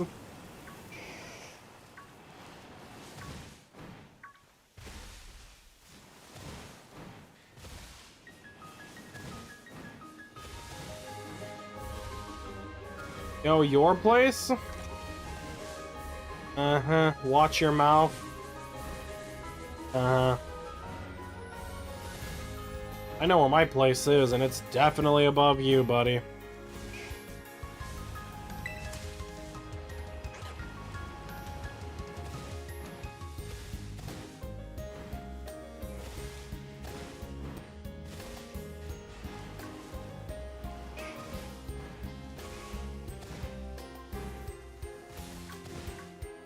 On your dragon's foot? That sounds disgusting. I don't know why you would say that, you fucking animal, but...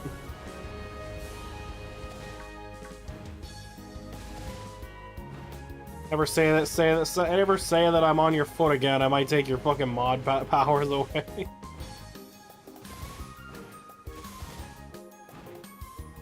I didn't ask, Bonnie.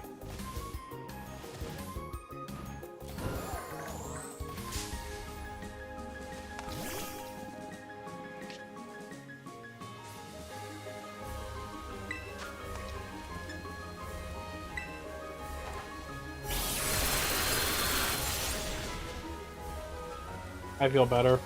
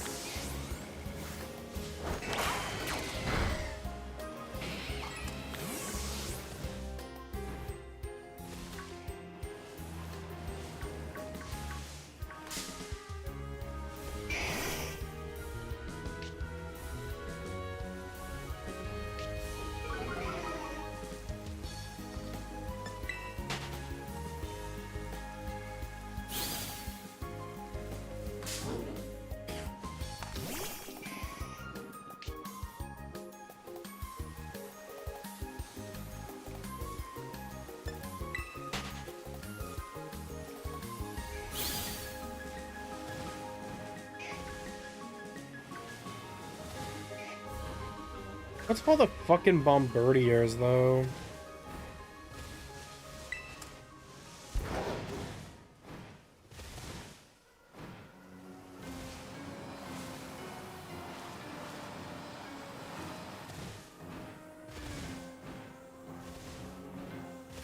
I'd really love for anything not to end up with another Bombardier. If I find another shiny Bombardier, yeah, I agree. If I find another one that's shiny, I might just kill it. I'm being serious. That's how much I hate this Pokemon. There's ones that could grow on me over time. This is definitely not one of them. Let me just be perfectly clear.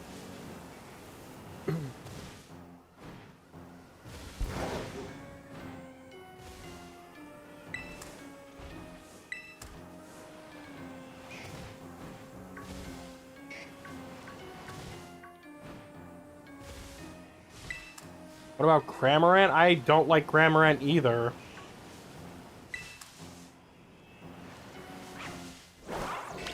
I don't like those Pokemon. They're just not cool or appealing.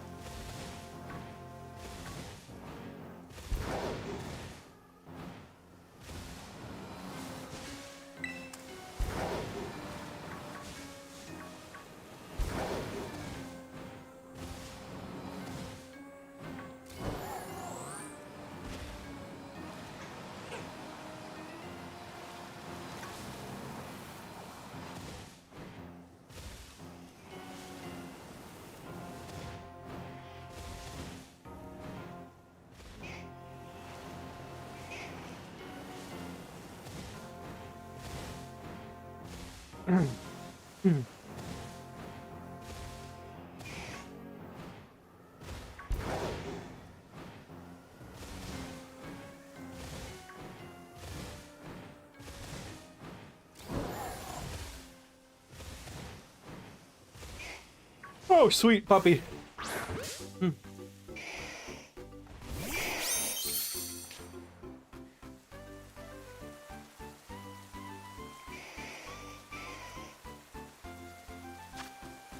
Regional goofy looking bird number 42.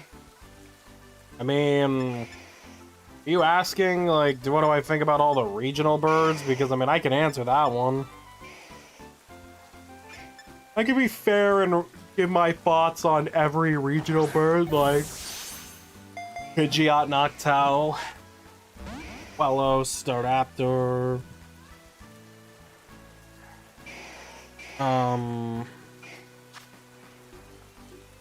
Favorite regional bird? Oh, it's Staraptor. Easy. Not even a contest.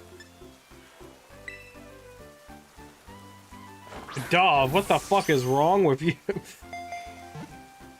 That's one of the ones I think is bad. Okay. Tranquil's kind of cool, but I just really don't like Unpheasant.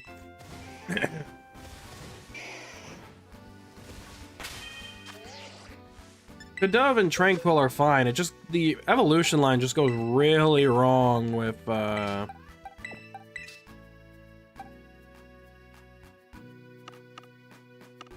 Unpheasant. 30, 60, 65, 70, 70, 80, 84. Okay, so I just didn't even update the count. Cool. Glad to see I'm still as efficient with that as ever. Fucking... God. Never gonna beat that allegation.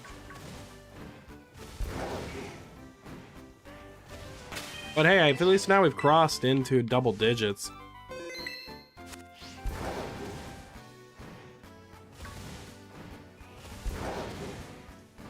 For the night. Not allegations if it's true. Okay, fuck you.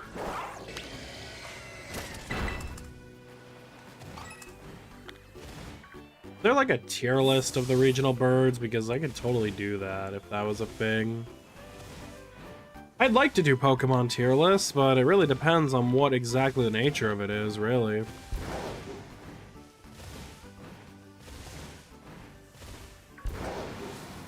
Ugh.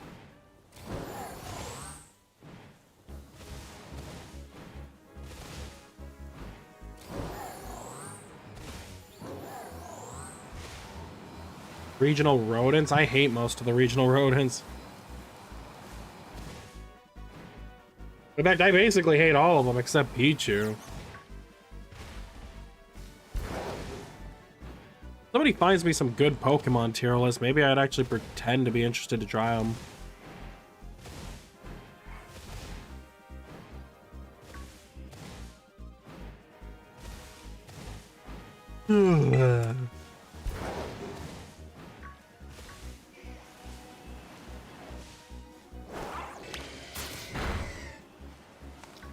Someone in Discord.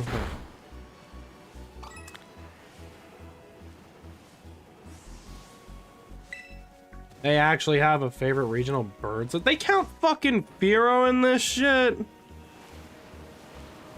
That doesn't count. Do I gotta rank all of them, or can I just pick the final evolutions?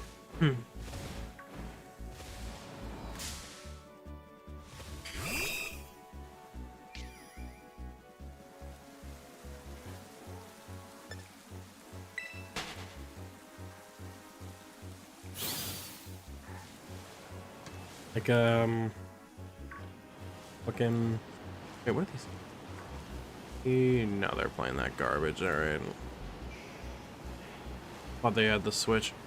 Hero is regional. Yeah. And bad.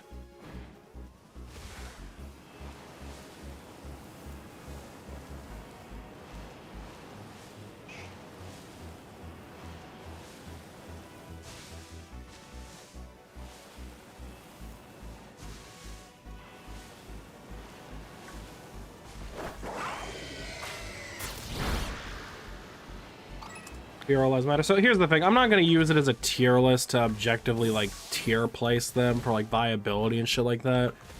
I'm just going to rank them based on like a personal ranking system, and I'm only going to use the final evolutions because I honestly don't care that much about the first or second stages for like half these Pokemon. And it's just easier for me personally to rank the first stages, or sorry, final stages. You know, that's all that basically matters at the end of the day.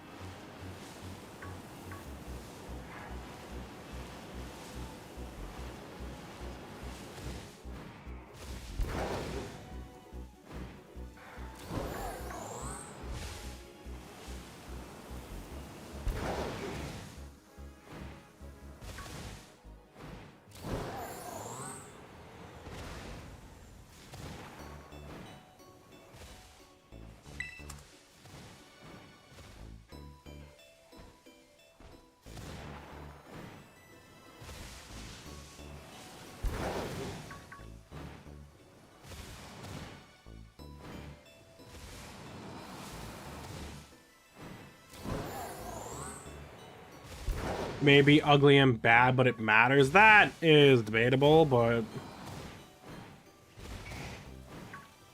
we'll find out in a bit, I guess.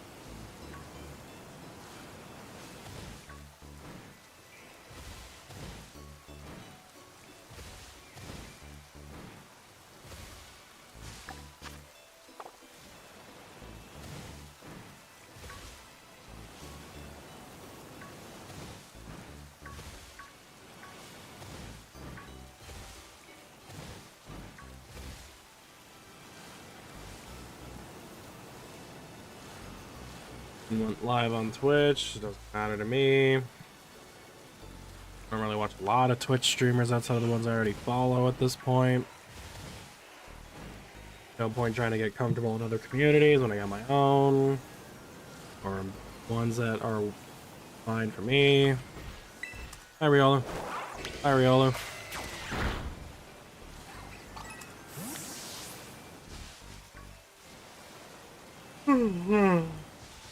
Oh god, I'm yawning way too much.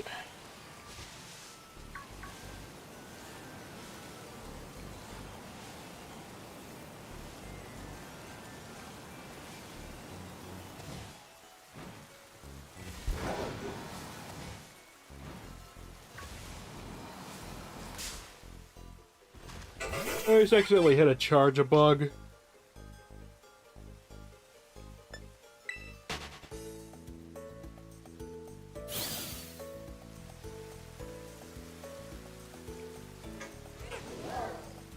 Oh hey, it's one of those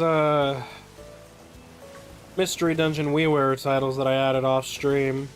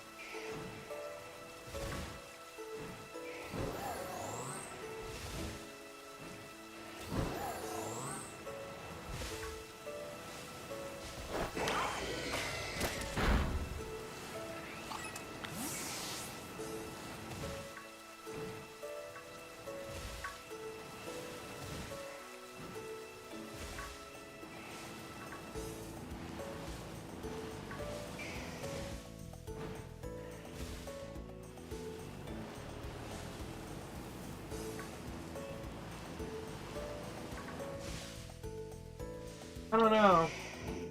Maybe because rodents really aren't appealing creatures and it's hard to make them look cute in any facet.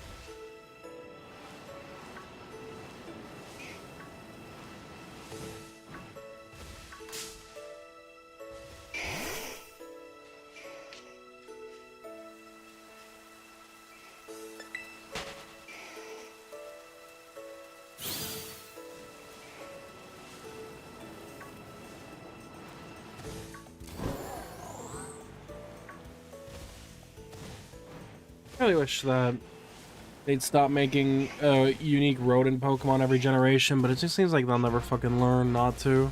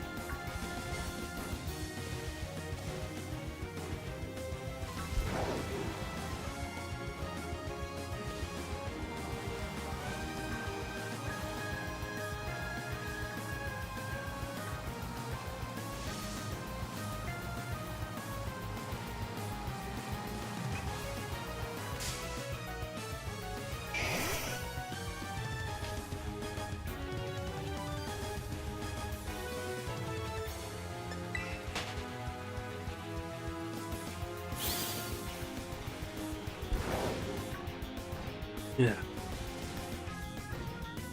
All that coal will be gone eventually. I hate having remnants of it, it's just kind of annoying, really. Oh! What's not annoying, though, is getting shinies! That'll never be annoying.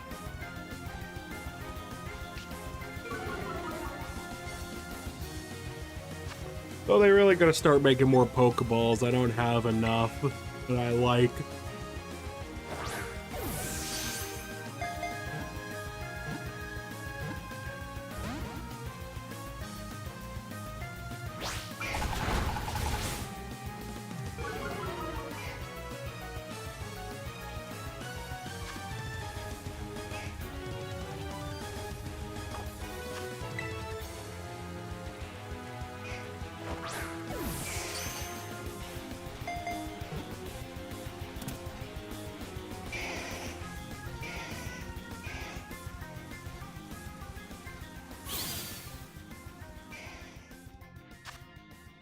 Pokeball tier list? No.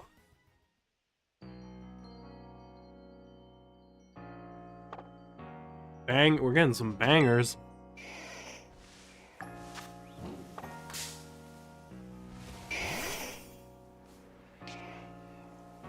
We'll do the bird list, that's for sure, because I think I have a good general idea of where I'd have them all ranked, honestly.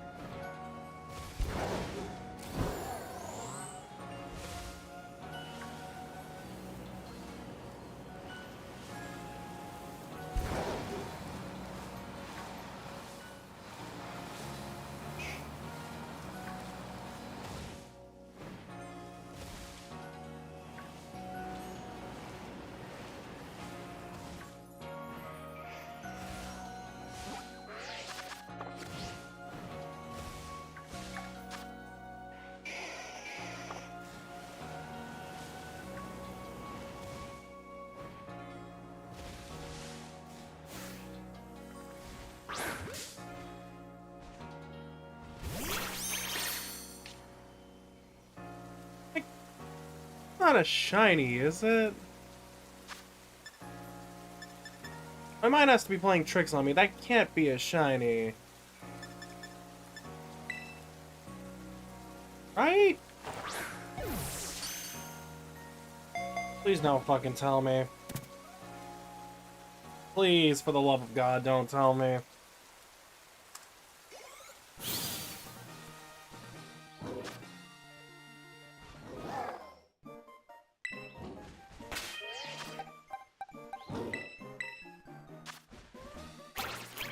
Oh, thank God, it was just a waste of a quick ball. Never mind.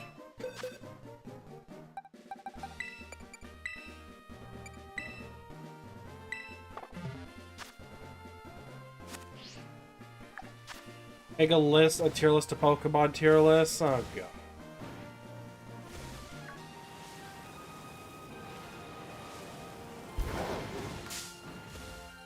I'll have to actually look at how the list is to kind of do it.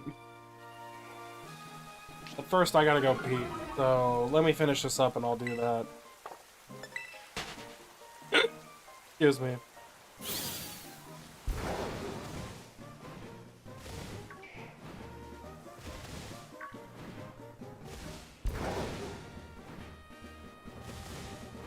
Not even gonna entertain that one.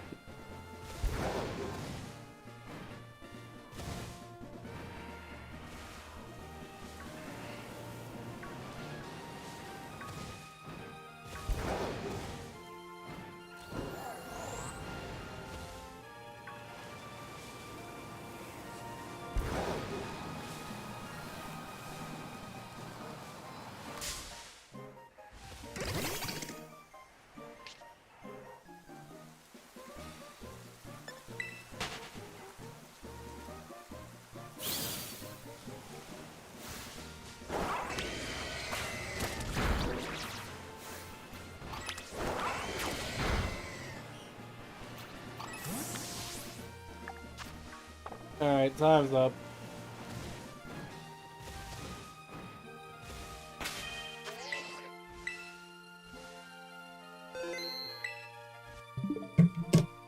Be right back.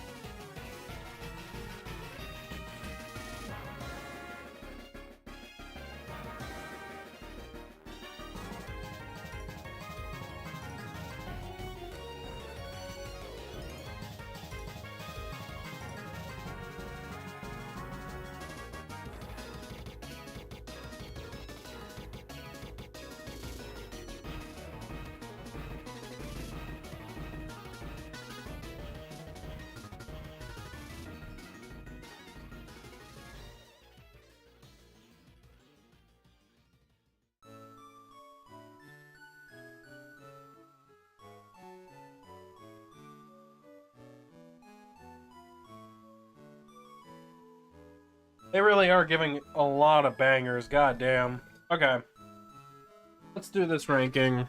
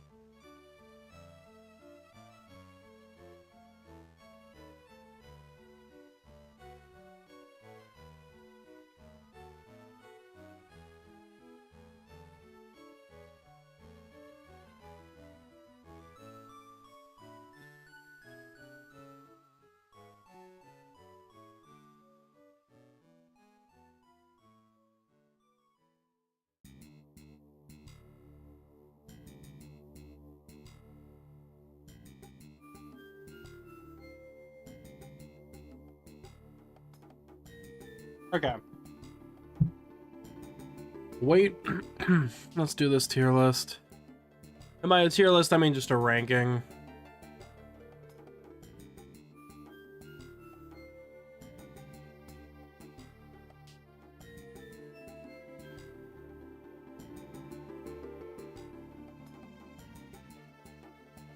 Here's what I'm gonna do to make this more fair. We're gonna...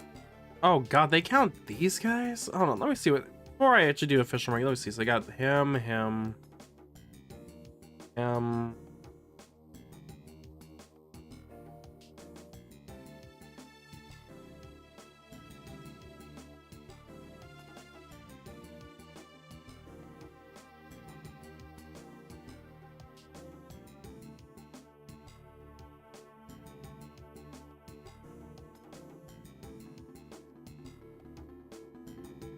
So, wait, what was the count on that?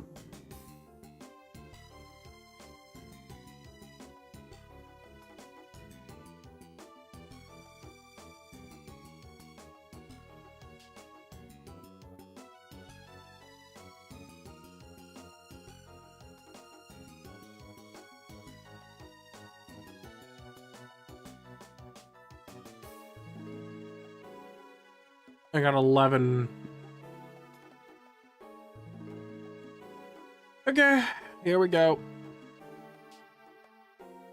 Here's what I'm gonna do to make this based off what I'm seeing right now.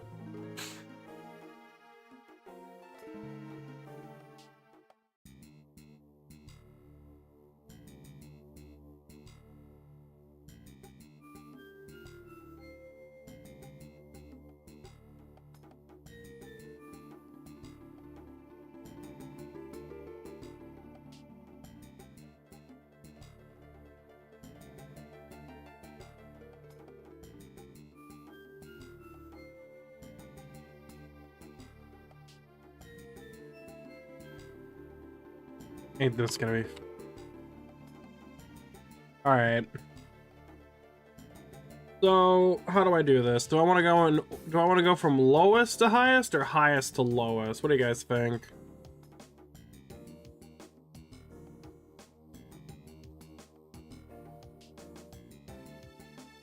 9 through 11? Okay. I'm gonna get started with my least favorite out of all these, and I mean, if we're going off of just strictly the original 9, then well, Noctowl will be drawing the short stick here, but or sorry, not Noctowl, it'll be Unfezant, but since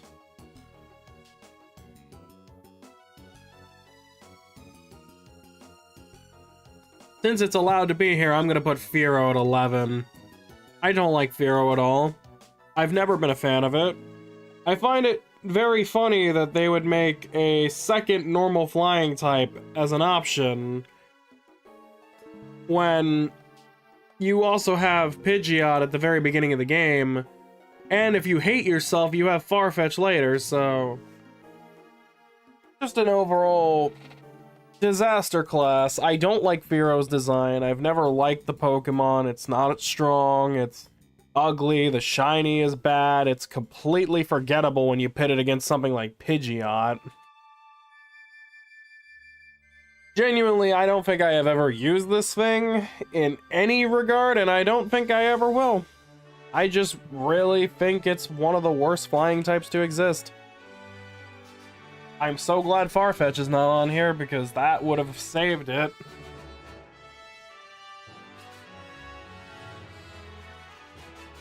So, easy bottom.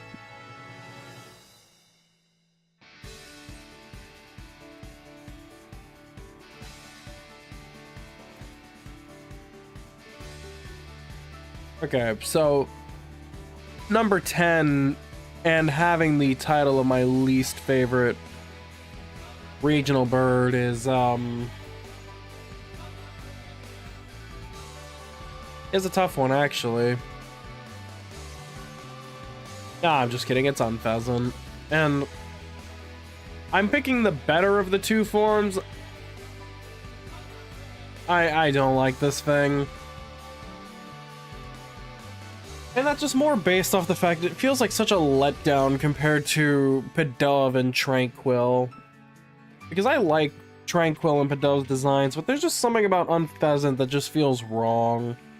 Even this form down here doesn't look that good. Like, it just looks so much worse than the other two.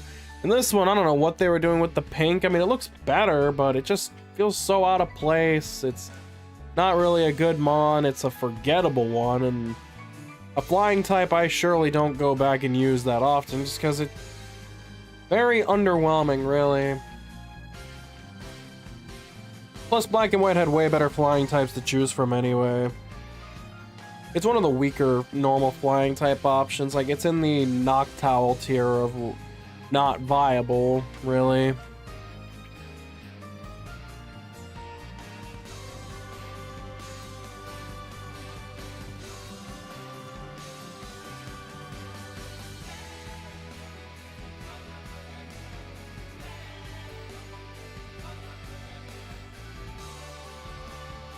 Archeops best burb. Yeah, until it has Defeatus kick in, then it ain't worth shit. I mean, the only thing like that I give Unfezant over Fearow is that it looks better, but that's pretty much it. Otherwise, this is probably one of the most forgettable normal flying types to exist, and speaking of forgettable, Noctowl is not that far behind. This thing, the fact that it was the only shiny that Ash ever caught in the anime is kind of crazy. And the fact they made an exclusive shiny for it is actually crazy too. Because the anime shiny looks better than the one they give you in game. But even then, it's just completely forgettable as a Pokemon. Granted, Gen 2 had a lot of that as well, but Noctowl is just one of the most forgettable and honestly weak of the Pokemon too. It's not very strong, and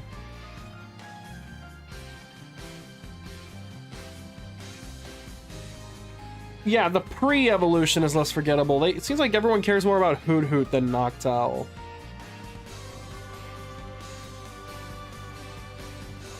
And they tried to do some weird stuff, by making it like a special attacker, but I mean, for the longest time, I didn't get access to any special moves. I mean, it's supposed to play into the, like, Night Owl thing and, like, use Hypnosis and stuff, but it doesn't work. And once again, if I really wanted to use a flying type, the game gives you Pidgey, so you can just pick that anyway. I mean, I know it's not a regional bird, but even then, there's better options. So, the thing is, 9 through 11, I had to separate them specifically. You'll notice that the middle category is way bigger. Because the middle category, like, the bottom 3 are the ones that are guaranteed, like, they're locks for the bottom. There's no hope that any of them will ever ascend in the rankings again. Where they are is final. The 4 through 8 is a little bit of both. It's like a mixture, but you know what? I might actually split this up, depending on what I'm looking at right now. You know what? I'm gonna split these up, actually, because I might do... Well, it's hard to say. It's hard to categorize it. Because the bottom 3 are just unredeemable. 4 through 8, it's like... Some of them have the chance to slip into the higher tiers. My headset dead? Oh, there's just that pause.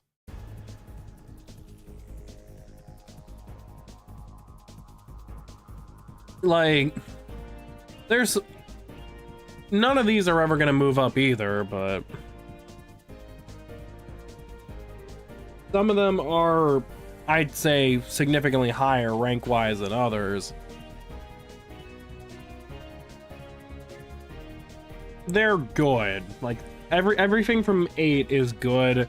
It's just 4 through 8 are good, but not enough to really crack the top 3 or really be any better than, like, middle of the road. And starting of which, that is going to go to number 8 on my list here, which is Pidgeot, and that might be a controversial take, but my reasoning for that is simply I have Pidgeot. You know how we were talking last night, Guardy, about how certain Pokemon just fall out of favor for me? Pidgeot might actually be the biggest example of a Pokemon that just completely fell off in my rankings. Because when I was younger, I loved Pidgeot. The design was cool, the cry was awesome, the Pokemon looked cool, but as the years went on and I started seeing other flying type Pokemon and just other Pokemon in general, Pidgeot just completely fell off a cliff. I mean, don't get me wrong, I still like Pidgeot, but it's funny that, once again, kind of has the same problem that Noctowl has, where most people remember Pidgeotto way more than Pidgeot, and that's only because of the anime. I think Pidgeotto's pretty cool, though.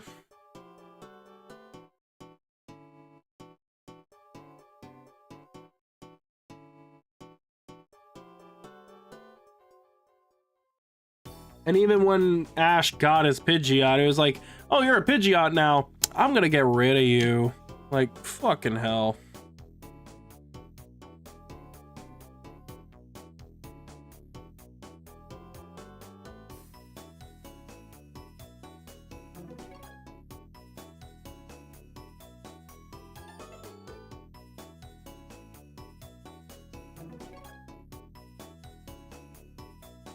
So, Pidgeot fell out of favor very fucking hard, I'm not even gonna lie. So many more regional birds just came and showed up that I ended up liking way more. But it's... You know what? I kind of forgot about Pelipper, to be honest with you. I'm actually going to put Pelipper below Pidgeot at number 8. Pidgeot will be number 7. Because Pelipper doesn't even really feel like a regional bird, honestly. I kind of categorize it as its own thing. Pelipper's one of those Pokemon that I didn't really like when I was younger. It's one of the ones that actually grew on me. And I ended up actually appreciating it a lot more. Drizzle's cool, but it doesn't save it for me. Like, it's rolling Mystery Dungeon's cool, but it just... Even with my grown appreciation for it, it's not enough to really propel it high. It's not bad enough to be in the, bottom 3, but not really impressive either.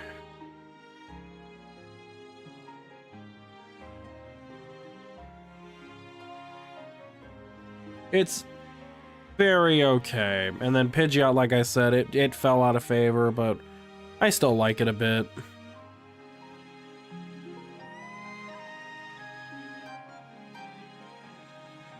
Corviknight is going at number 6, and I know it might be surprising that I ranked a Sword and Shield Pokemon highly, but Corviknight was one that grew on me and was one of the Pokemon I ended up actually liking out of Sword and Shield.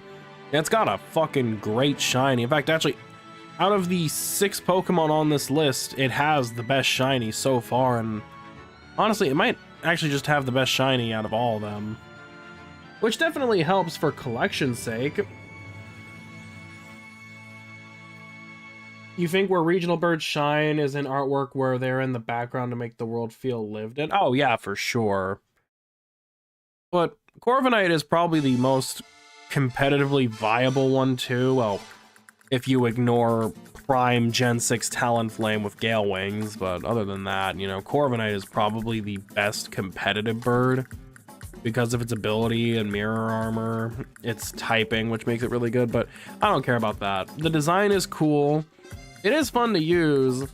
The only reason I don't rank it higher is because I just never got a chance to truly use it on a team because I hated Sword and Shield and I never used it because I didn't get a flying type on my team, even though I probably should have.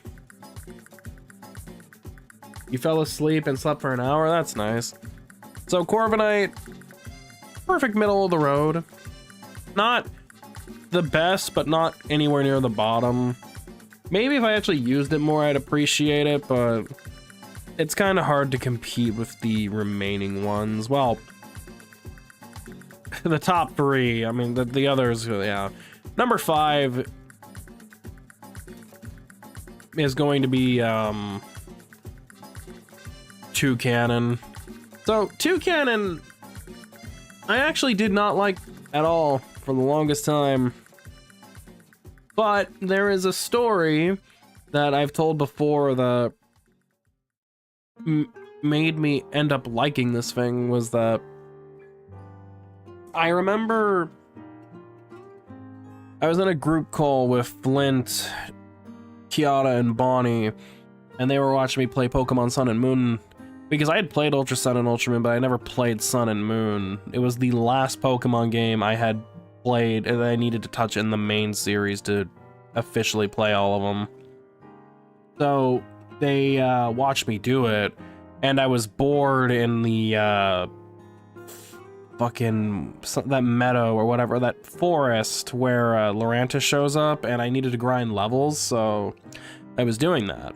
And as I was looking, I ended up running into a shiny Trumbeak. That's a full odds Trumbeak that just showed up out of nowhere while I was just playing my game. I ended up catching it, and I was able to actually get it out of the Citra file. And I'm glad I did, because I lost that file. But I was able to get it out of the Citra file and actually put the data onto a cartridge, so it still exists. It is a legitimate Pokemon, because it was found legitimately. Or at least that's what I'm going to tell myself to keep moving the fucking goalpost, but other than that, I mean, it's another one of those Pokemon that grew on me a bit. The design is kind of cool, and especially the shiny, you know, who doesn't like bisexual Toucannons?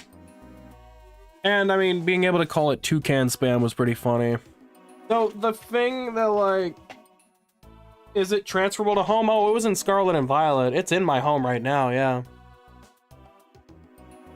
Only big issue with Toucannon that would arguably put it lower than the rest of these is that it is probably one of the other most forgettable normal flying types outside of, like, Unpheasant. Because nobody ever talks about it, but I like the design, I like the shiny, and the story made me warm up to it a lot more. And plus it has a signature move in Beak Blast. And how many of these Pokemon got signature moves? I don't think any of them did. So I kind of put it there at number 5 just because even though it's probably doesn't have the same, I don't have the same liking for it like a Corviknight or Pidgeot, the story just made it funnier for me to appreciate it more. Number 4 is Kilowattrel, and that's only just because I like electric types. And it was finally nice to see an electric flying type that didn't suck major shit. I mean, don't get me wrong, Kilowattrel's still not, like, great, but I was able to actually finally use an electric flying type on my team. Like, I hate Emolga. Tornadus and Zapdos are legendary, so they don't count. And Oricorio, I know technically has an electric flying type with the Nectar, but why would I use Oricorio in that form when I have options like Ghost and Fire, you know? So to finally see a regional bird, which by the way, I really do like that for like the most recent gens, with the exception of 7, they've been actually giving them unique typings, because they did Talonflame with Fire Flying, which I know that's not unique, don't get me wrong, it's not, but going from normal flying to that, then you got Steel Flying for Corviknight, which once again maybe not as unique as, but at least it's something different, and then Kilowattrel with Electric Flying. Kilowattrel's design is pretty cool. I like it a lot. It's not the best, but it's nice to have a electric flying type I can actually use on a team, and it's got a great ability too. And honestly, compared to the rest of these ones that we've seen so far, Kilowattrel is the one I've actually probably used the most recently. I think out of every bird mentioned so far, Kilowattrel has gotten the 5th most usage. Because I've used Pidgeot in multiple playthroughs, and then the bottom 3, as you can tell, I've definitely used a lot. So 4 through 8, either good or decent Pokemon that aren't good enough to get to the top of the elite status, but also not bad enough to really crank the bottom 3. So yeah, let me get to the top 3 right now. So number 3 is Swellow. I have loved Swellow ever since I first played Emerald, all the way back in the late 2000s when I used it on my first Emerald team, and constantly been using it repeatedly on just every Gen 3 team I ever used. The design is cool. I have used it quite a lot. And it was one of the first Pokemon, like, it was the first of the normal flying types that got actually, you know, something unique with Guts. I think Guts Facade was pretty good for it, even if I didn't use it much. It used to actually be my favorite normal flying type. I even used it to win a lot of contests back then. Not all the way to Master Rank, but a lot of just random ones for fun. I really like this Pokemon. The shiny could have been better, but I mean, I could say that for a lot of Pokemon. And compared to everything else, this is probably the Pokemon I have used, considering all the playthroughs I've done, probably the second most. Because in order, it would be Pidgeot, Swellow and for 3 and 2, and then Staraptor's number 1 because of how many times I've used it in my Platinum and Diamond Pearl and all that shit. BDSP, I think. I didn't use it in BDSP, but yeah. It is a Nuzlocke beast, yeah. Like I said, it used to be number 1, but it doesn't hold that crown anymore. But I mean, that doesn't change the fact that this is one of my favorite regional birds by far. And honestly, the gap between numbers 3 and 4 is actually, trust me, very, very significant. There is a massive gap. Like, I would take Swellow over Kilowattrel any day. Not even questions asked.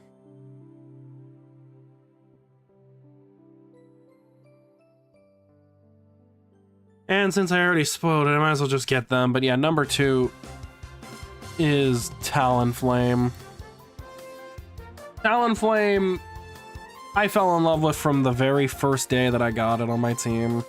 When I first played Pokemon Y all the way back in 2013 or 14. I got that thing on my team, and from the moment it became a Talonflame, I knew I was gonna like it.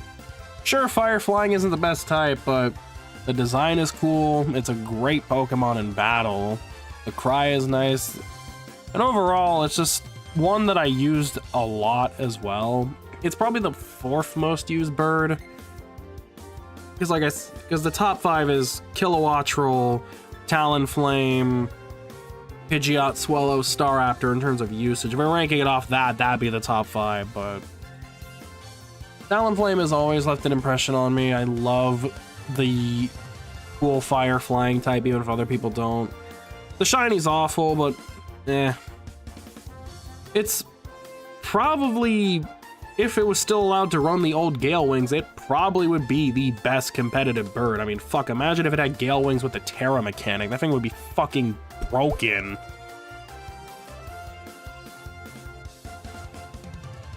But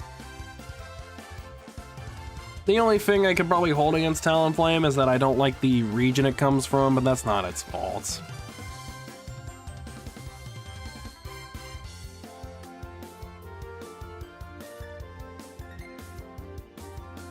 And then number 1 is, yeah, this should not have been a surprise to anybody, Staraptor. Staraptor, without question, will forever be number 1. Because to me, it has the best design, one of the coolest cries I've ever heard for a Pokemon, a good shiny.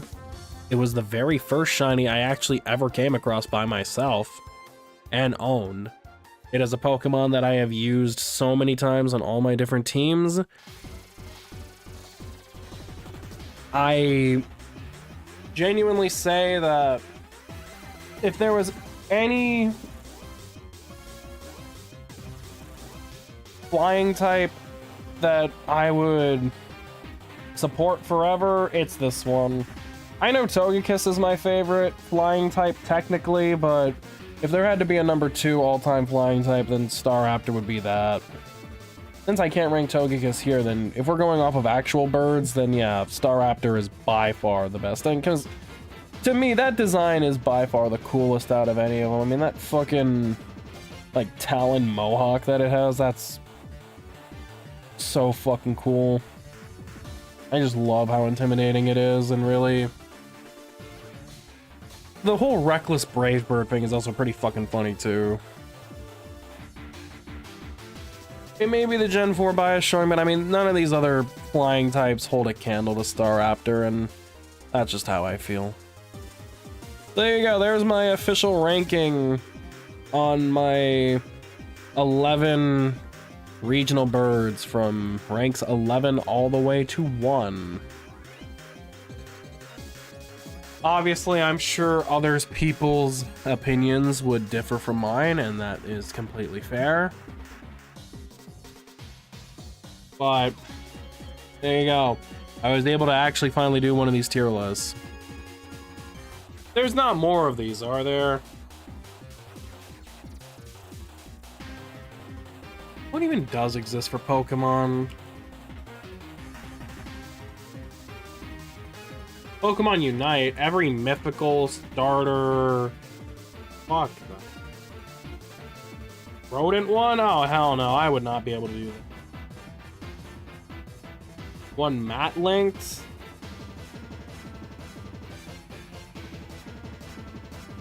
Can't show that. Hold on.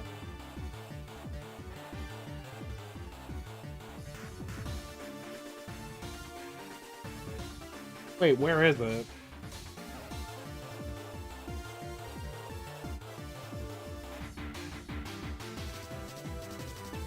I don't have it. I think it's too far up for me to dig out, too.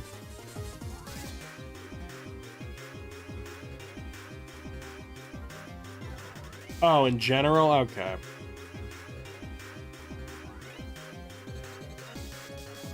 Oh, God. Why would you want me to rank this? Oh, no.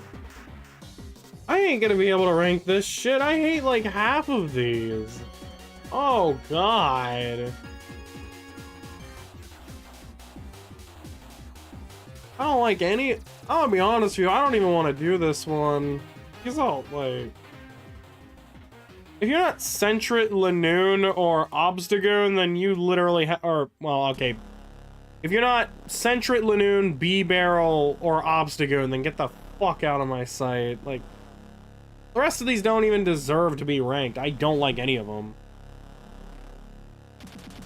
But, if I must do it,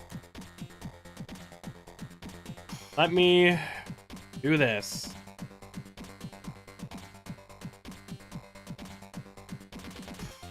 I forgot to add this song to the playlist, by the way, apparently when I was doing a revision, so I added it back in.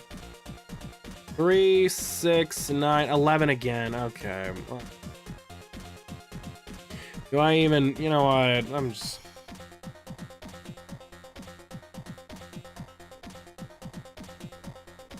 How many of these did they say they were safe? 1, 2, 3, 4. Okay.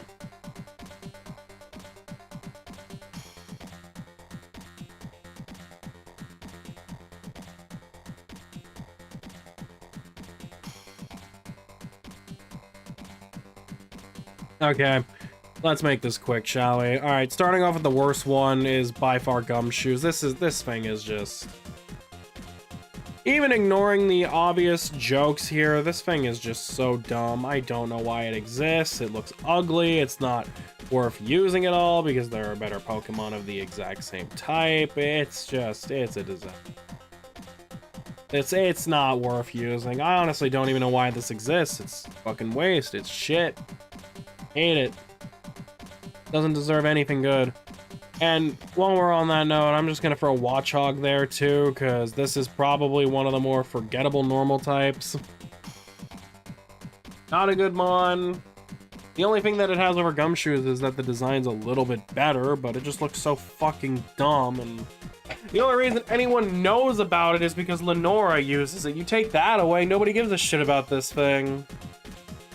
I have to keep ranking this? Like, fuck, man, these are painful. Then we got... I don't even fucking know. This is... I can't even rank this. I'm supposed to pick who's my favorite between these guys? That's not even possible. You know what? I'm not even gonna. Fuck it. I'm not even gonna bother. I'll just give you my top 4.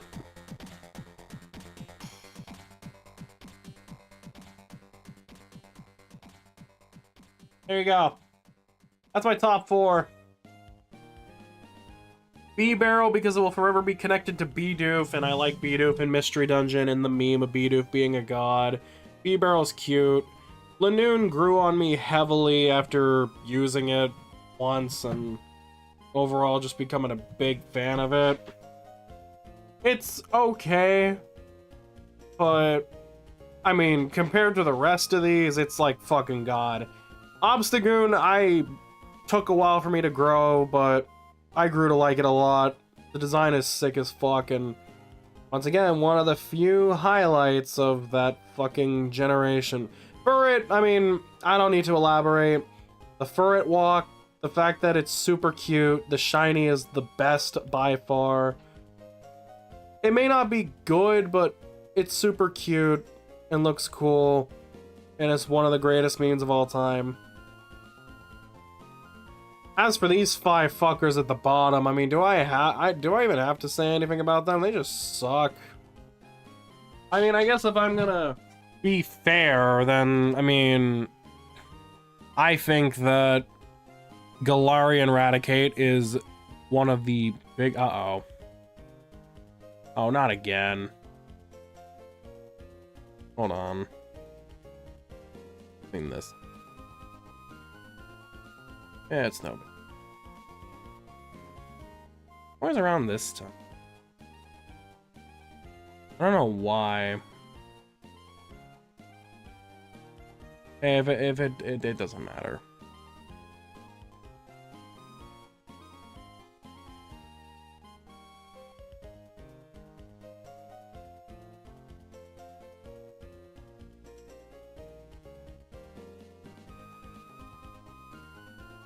How desync are we?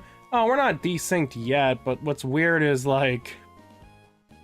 So, I'm looking at my connection on OBS, and it's giving me a 1 bar. But it's still running just fine. No drop frames, nothing. Like, I don't think the stream is even cut out, so...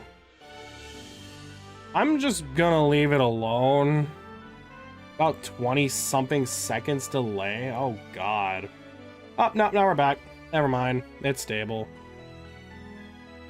Yeah. Just one of those connection moments. No biggie. It's alright. Stream stuttered. Hey, once again, it may have stuttered for a bit, but at least it's back. No biggie. Alright, let's get back to, because I looked over and I saw the unstable mark, and I'm like, ah, fuck, not again. Anyways, what was I going on about?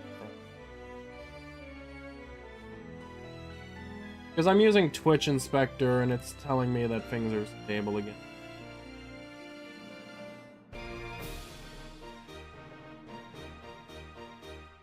Raticate, garbage. That thing is just... The fact that the Galarian form, or Galarian, it's the Alolan form.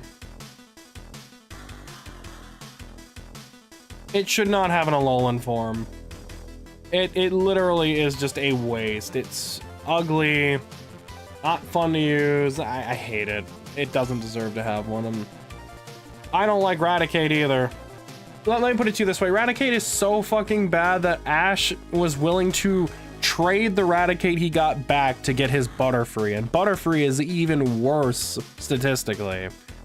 Yes, I know there's a whole emotional attachment thing behind it, but I mean, at the same time, it's fucking...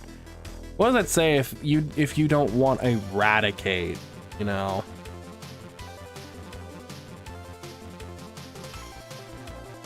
You can look at our DM, it's fine. Yeah, no worries. I just like, because when I had it earlier, I was like, I just want to see who they're from to make sure it's okay. I'm just monitoring a couple things at the same time. And then, honestly, between these 3, I don't even fucking care. Like, this thing is stupid. I hate it. Not worth it. This thing is funny as a joke with, like, the whole family of 3 thing, but I didn't fucking use it. And the only reason this is even as high as it is because it's good for Dynamax adventures. Otherwise, I mean, I don't even care. Like, these 7, they're not important. They literally are not. It's basically these 4 are bust. There's my list. There you go. I'm not even gonna fucking entertain that one.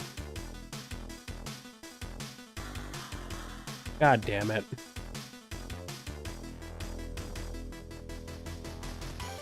Okay, I can't do that. There's no way. There is no fucking way I can do that one. Ugh. Always get got. Let me look at some of the other things on here. Maybe I can... The thing is, with me, I'm too nice, so ranking all the Pokemon games is gonna be a Herculean task. Every mythical... Oh, fuck that. Pokemon fighting types, ghost types, oh my god.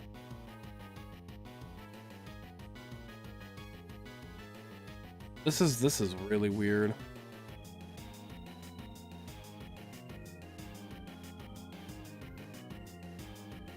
It's okay. You got mad. Yeah, with the Rickroll I saw. Hey, starter viability. I don't give a fuck. What do we have here? Paradox Pokemon. Oh God, no, I can't do. Oh. Let me actually take a moment to think about this. I might be able to do it. Hold on. I want to close this for a second so I don't give away my answers. I want to see if I actually can make a ranking.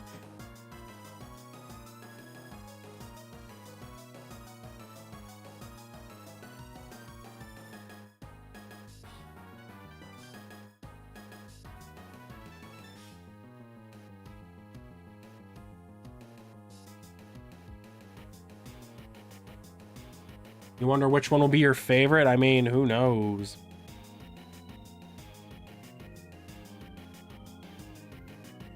Problem is, actually, so many of these paradoxes are actually just completely elite, so hard to... I don't have enough, I don't think, to actually make a full ranking. Or at least... that's a bit more Pokemon than I'd like, so... Iron Valiant is not number 1 on my list. I want you to know that. Pokemon Platinum team viability? Fuck that. Legends Arceus. They have Hisuian Mons. I could do that, maybe. Let me try this. Hisuian. Hisuian starter for all Hisuian forms, all Hisuian Pokemon. Okay. I need a proper... What the fuck? That's not right. Oh God, do they not have a good version? I don't know what the most accurate version of this is gonna be.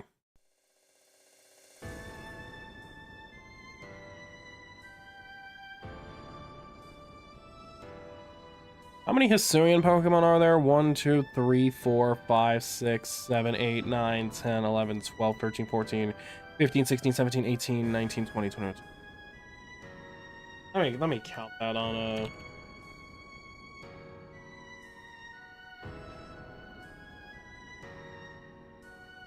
3, 4, 8, 9.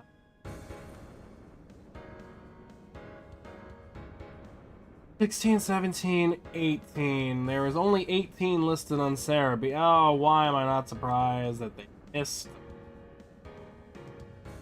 a couple? Why would I expect any less of Cerebi? Who missed shit? 1, 2, 3, 4, 5, 10, 11, 18.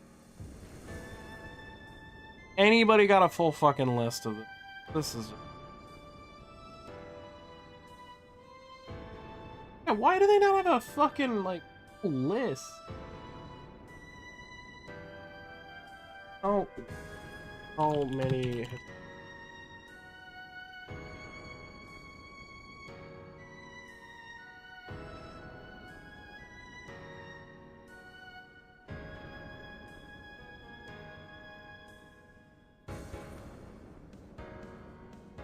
Did this playlist just go to Dungeon Defenders music? Like, this sounds like build please stuff. This is Pokemon Rumble, actually. Alright, that's not good. Problem is that I don't even know which one's the most accurate, so... I'm not even gonna try that. Do I dare to... What else they got here?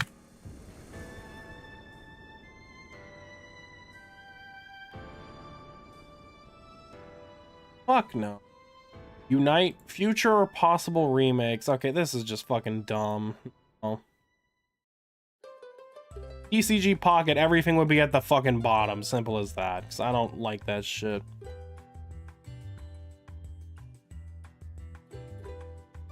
You played so much Rumble World and forgot since 89 the time is battle music. Yeah. You forget that the game has actual atmospheric music. Legends, Kyurem, dumb. All that shit's fucking dumb. Doing every fucking type. There is... I only have my top, like... I can't do that.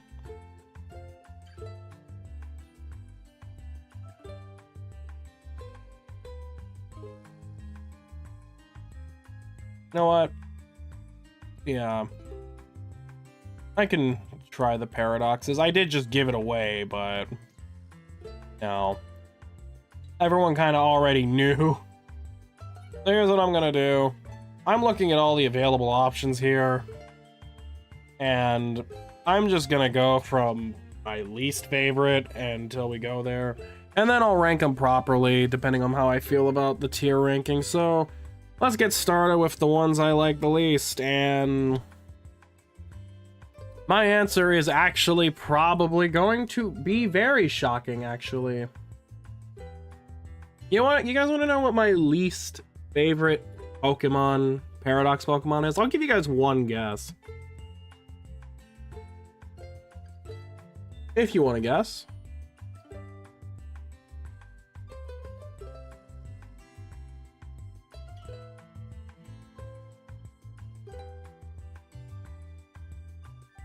It's not Sandy Shocks. You're safe.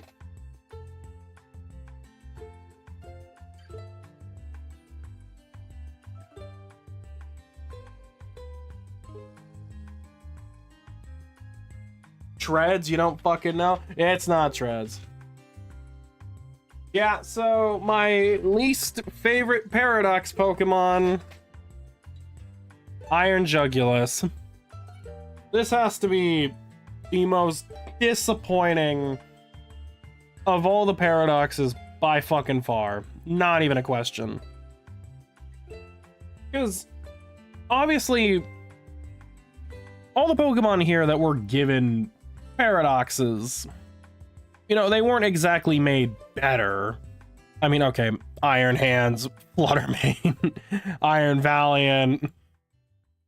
Iron Bundle, they became significantly better than their counterparts by getting the Paradox form, but Iron Jugulus is by far the biggest example of a Pokemon that actually got significantly worse.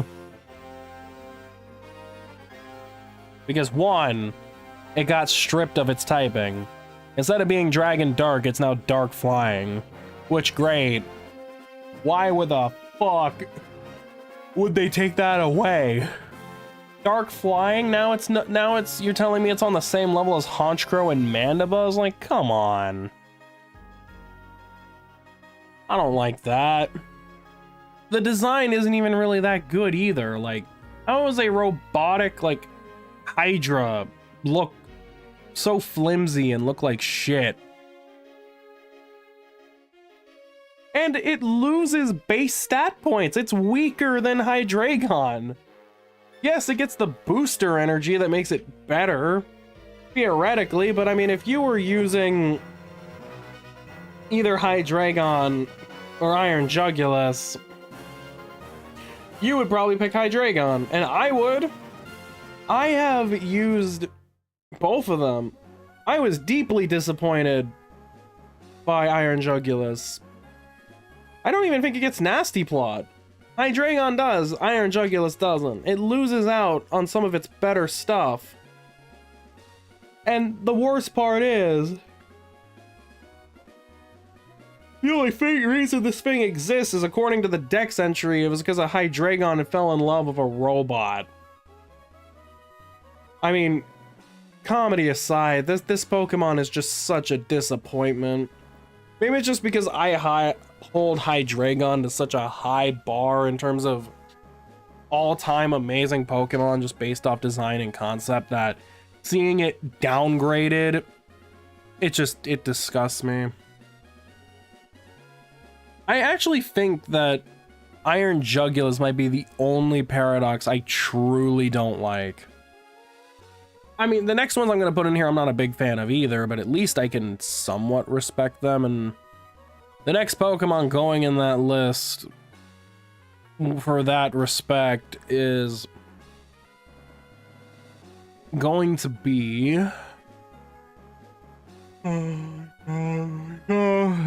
Sorry, tired. Sandy Shocks. Now, before you get upset, Guardy, I need you to understand the only reason that Sandy Shocks is this low is because I've never gotten a chance to use it. Because of the copy of the game I have never got my hands on a Sandy Shocks. And I don't feel it's fair to rank it above anything else that I've actually gotten a chance to use. I mean, the design is wonky and funny, but I've never used it. And compared to everything else here, it could be better. I don't know. Giving Magneton of all people a Paradox form is just kind of weird to me. Because I think it's the only... Yeah, it's the only Pokemon in here with the... Well, actually, no, wait, no, I'm wrong, sorry. Because I forgot that Misdreavus was here as well. Misdreavus and Magneton are the only Pokemon that got Paradox forms despite having a Generation 4 evolution. So Magneton got Magnezone, Misdreavus got Mismagius.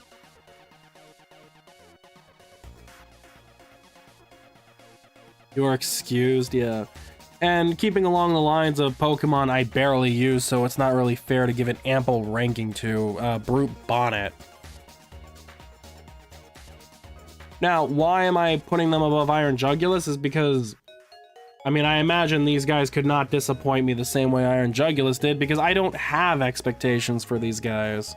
I don't have expectations for Sandy Shocks to be an elite version of Magneton. I'm not expecting Brute Bonnet to be a better Amoonguss. In fact, we already know it's not. But it's still actually a pretty decent design. I like the shiny, so I give it kind of a pass. And Sandy Shocks just looks silly, and that's more than enough for me. But that's not enough for me, I guess. Trust me, we're running out of ones I barely used. So getting on to the next line of disappointment here, we have Iron Treads. I do not like Iron Treads either. It's okay. I mean, the design looks cool, but the fact that this is just basically a significantly worse Great Tusk is just unfortunate. Because this is the only one that got both a future and a past Paradox form, and you could tell which one Game Freak liked a lot more. Because Game Freak loved Great Tusk. The design is way better. The moves I got were way better.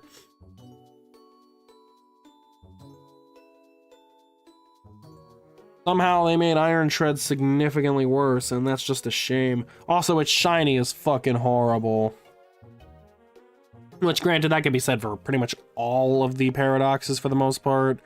Well, a majority of them. It depends on if you like Chrome and some other weird shit, but Iron Tread is such a letdown, and the fact it just gets so exponentially one-up by Great Tusk just tells you everything you need to know.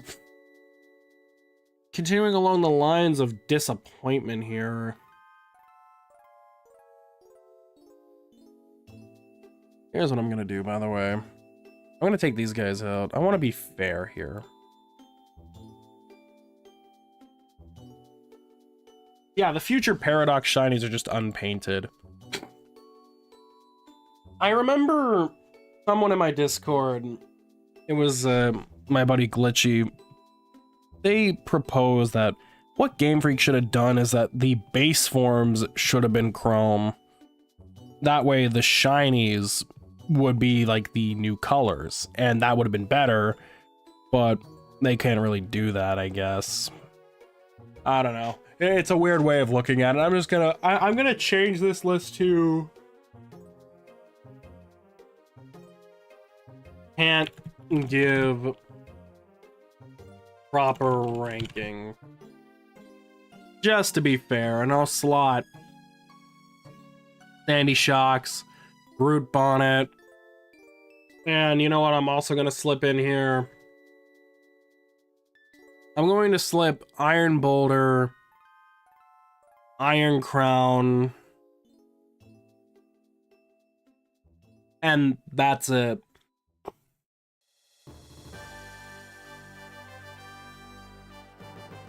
Everything else is fair game.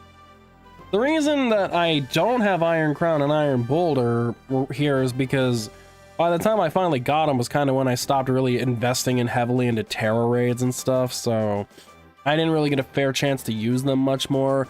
I mean, don't get me wrong, Iron Boulder's Paradox design just looks so fucking stupid, but Iron Crown seems kind of cool. But since I haven't really used them, despite how much I've used Iron Leaves, I can't really give a fair assessment on them either. So that's going to leave us with 1, 2, 3, 4, 5, 6, 7, 8, 9, 10, 11, 12. 18, basically. So, you already know what I've said before about Iron Jugulus. That's at the bottom of the barrel. And out of all the other ones in here, Iron Shreds follows not far behind in disappointment. Like, deep disappointment.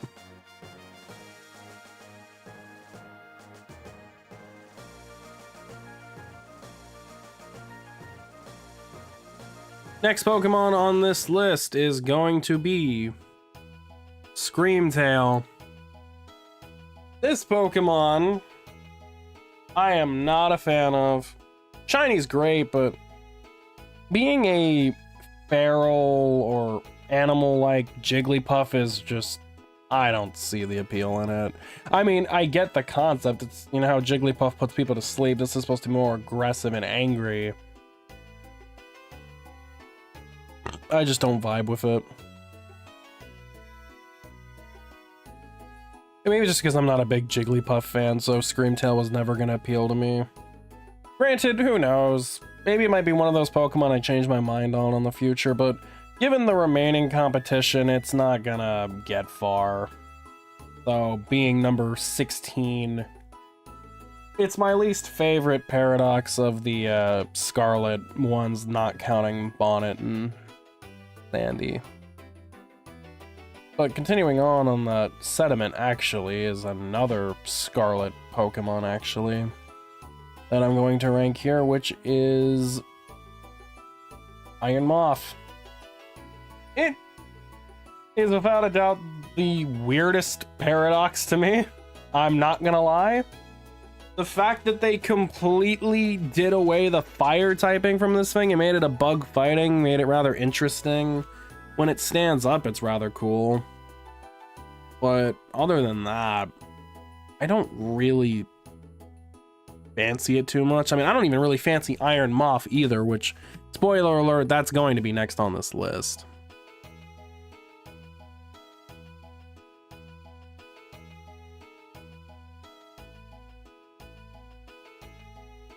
So what I'll do is 18 through 15, 18, 17, 16, 15, yeah. And then we'll just go from there.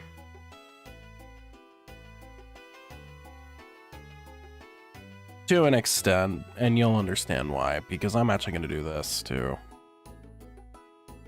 Yeah. So now we get to number 14 on this list. So, judging by everyone left here, next up on this list is going to be Iron Moth.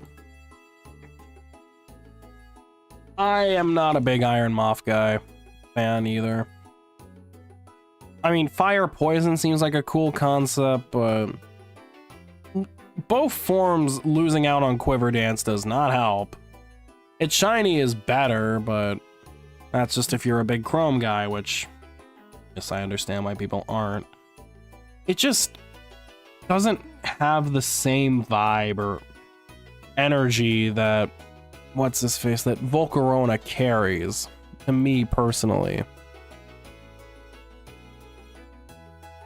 It doesn't have the same menacing aura that Volcarona has when you step into its fucking chamber in the Relic Castle, and granted, and Slitherwing doesn't have that. And I think that's what hurts them, is that they don't have the same mystique.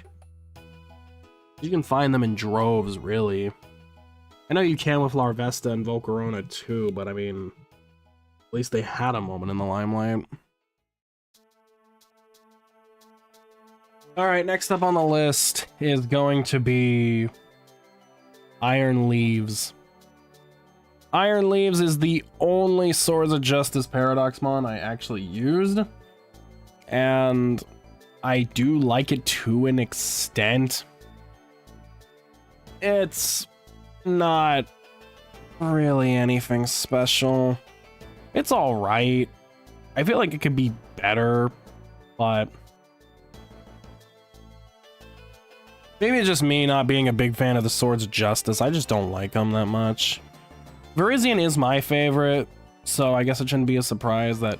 Oh, okay, Terrakion's my favorite of the original Swords of Justice, but god, its Paradox is fucking ugly as shit. To me, Virizion is the best designed Paradox form, and it's fun. And plus, having Psyblade, I forgot to mention, they do have signature moves. The only one I remember, though, is Psyblade. I don't remember what the other two idiots got.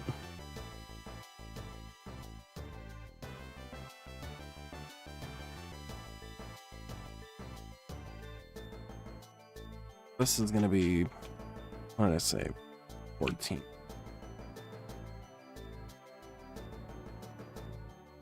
Rounding up, I mean, yeah, because there's going to be, like, the rest. So now at number 12, I'm going to rank Raging Bolt. Now, if you would have told me that Raikou was gonna get a Paradox form and be an electric dragon, you would think this would be number 1. Yeah, it's not. The one thing that sets Raging Bolt back for me is I still don't know how to feel about it being a giraffe, basically. I love Raikou. It's my favorite of the legendary beast. One of the best electric types, but I am very confused by the decision to make him into this giraffe-looking motherfucker. The thunder cloud around it, like the storm cloud around its face and head does look great though, but it just feels so weird to me. And I mean, I know it has Thunderclap, which is a cool sucker punch counter, but you know, it's just, compared to everything else here, it's really hard for it to compete. And speaking of, rounding out number 11 and the last, like, questionable one, because I say last questionable one because the top 10 are all solidified, like studs. This is where you actually will see a gap. We're putting Gouging Fire, who is my... Oh. It's definitely a better Entei to me. I like the Fire Dragon design. This thing is really cool.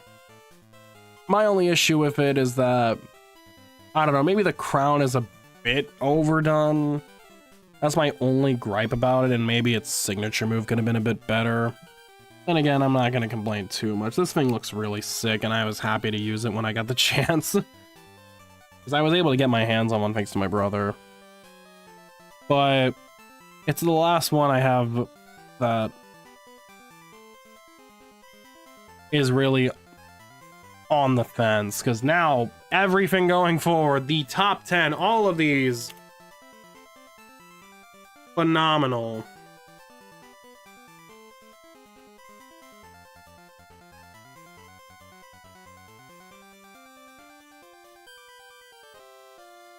So the first Pokemon going into the top 10 is going to be... Who is it that... Iron Bundle. I would have never imagined in my lifetime that Delibird could be good, but holy fucking shit, they actually took this little bastard and made him viable. That is a Herculean feat I'm impressed by. The like cannon that it carries around is really hilarious. The fact that it is literally the fastest Pokemon in the game is great. I love this thing so much. Its shiny's cool. Being such a huge upgrade to Delibird made this thing so much fun to use, and I used it a lot in Terra raids as well, so it definitely has a special place to me. Only wish it got some stat buffing. Oh, I know they don't like that.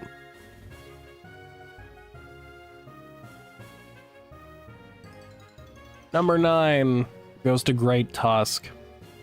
By far the superior Donphan Paradox, and I love this thing. It looks so goddamn cool. Shiny could be better, but I can't complain about shinies all my life. Looks great. And I definitely enjoyed using it once again a lot when I did Dynamax Adventures, or Dynamax. What the fuck did I just say? That's how you know I'm tired. I meant to say Terra Raids. Terra Raids. It's awesome. I mean, it's just overall a great Pokemon, and not my favorite Scarlet Paradox, but it's still really cool regardless. Keeping up with the friends, though, going into number 8 is going to be Walking Wake. Walking Wake is by far the best Paradox that of the 6. Better than all Swords of Justice, better than Raging Bolt and Gouging Fire. Being a water dragon is great. It has a phenomenal signature move of Hydro Steam where it gets powered both in the rain and sun, so it makes it a diversified choice for rain and sun teams. The design is my favorite. I didn't think that Suicune would ever be my favorite, but goddamn did they make this thing stand out. It was so much fun to use, and I love it. I wish they keep giving it out more, though. I wish they'd also not shiny lock them, because I want a shiny of these fuckers.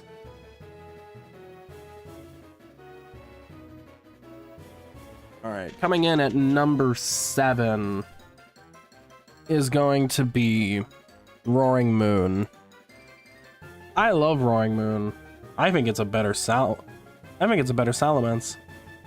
My only gripe with Roaring Moon is trying to shiny hunt one. Since I don't have Scarlet, I have to do it through fucking Violet or sharing Violet and Scarlet sandwich shiny hunting chains, but you could barely find Roaring Moon in Scarlet normally. So how the fuck do you think that you're just gonna be able to find it sharing? Like, that shit sucks ass.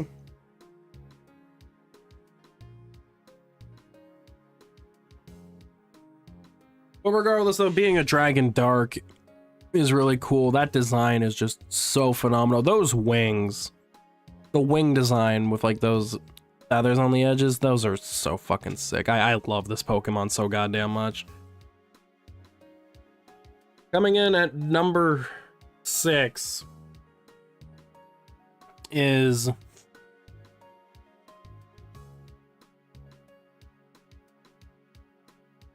Iron Hands. I was actually debating it, but yeah, it's Iron Hands.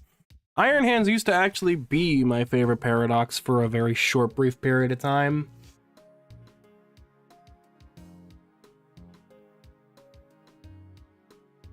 I love Iron Hands. It is a great Pokemon, a massive upgrade from Ariyama. It did a lot for me in VGC when I was using it for a bit. The design is cool. I love the type. It's overall just an amazing Pokemon, and I am very fond of it. And I like electric types, so yeah. Number 5 is, or sneaking into the top 5 is Fluttermane. Yeah, Fluttermane is probably the most popular Paradox, or was the most popular Paradox. I mean, I think it's a world champion, for God's sakes. It's so goddamn good. Like, this thing's a fucking beast. I love it. I've always loved Mismagius. Mischievous grew on me, so seeing Fluttermane, the way it's designed, really stood out. Shiny could be better, but they didn't want to use Mismagius colors. I just enjoy using this thing every time. Especially seeing it just murder things in one hit. You don't like the Hariyama? You don't like Hariyama's design? That's fair. I just love this thing, though. Okay, here we go.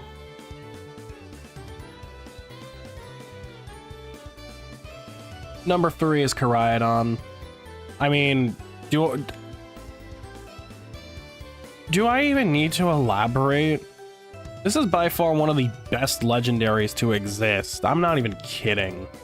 Dragon fighting, cool ass design, You get to ride around on it. It eats your sandwiches. It has one of the sickest signature moves I have ever heard called Collision Course.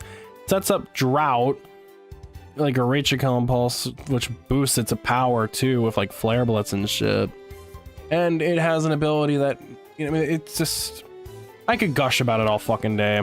I love Koraidon so much. The design is so good. They were cooking with this, and I know someone that would go feral even just looking at this thing for more than 5 seconds. So number 4 on the list seems pretty low for how much praise I've given it, because the top 3, yeah, they're even higher than that. Iron Thorns at number 3. I mean, it's literally just fucking Mecha Godzilla. How can you not love that? I love Tyranitar, so seeing a Mecha Godzilla version, I mean, it was, they had to do it. If they were making Paradox Pokemon and they didn't come up with Mecha Godzilla or Mecha T-Tar, then there probably would have been a riot outside their headquarters. This Pokemon is wonderful. It may not be as good as Tyranitar was, but being an electric rock type that gets access to loaded dice and rock blast and pin missile makes it a bit fun to use occasionally. And it by far has the greatest shiny of the future Paradox forms, because the chrome actually goes very well with the neon, like the green neon that it has on its like holes here that show the inner body. Its design is amazing. Its moves are amazing. I just love this thing so much. Now, this is, I'm gonna be honest here, trying to pick a number 1 here is so goddamn hard, because I'm literally debating back and forth between these two. But I think for the sake of this, I'm going to be realistic here. Rhydon, while it is my favorite legendary ever, it managed to do something that I never would have imagined happening, which was dethroning Dialga as my favorite legendary. I thought that was set for life, but no, this fucker showed up and took that. It has a combination of 2 of my favorite types of all time. It's a powerful Pokemon. It's a fun Pokemon to use. You get to ride it around, same thing as Koraidon, but the futuristic design just looks better to me. I literally mean it when I say this is the best legendary ever. Koraidon and Miraidon are the best duo, and I will not hear any debate. So what would top my all-time favorite legendary and probably one of the greatest Pokemon ever created? Oh, you know, just literally making a Paradox combining literally 2 of my all-time favorites into 1? For anyone who has listened to the streams recently or knows me, Pichu is my number 1 favorite Pokemon. Who's number 2 and 3? Gardevoir and Gallade. And they made Iron Valiant, a hybrid of Gardevoir and Gallade.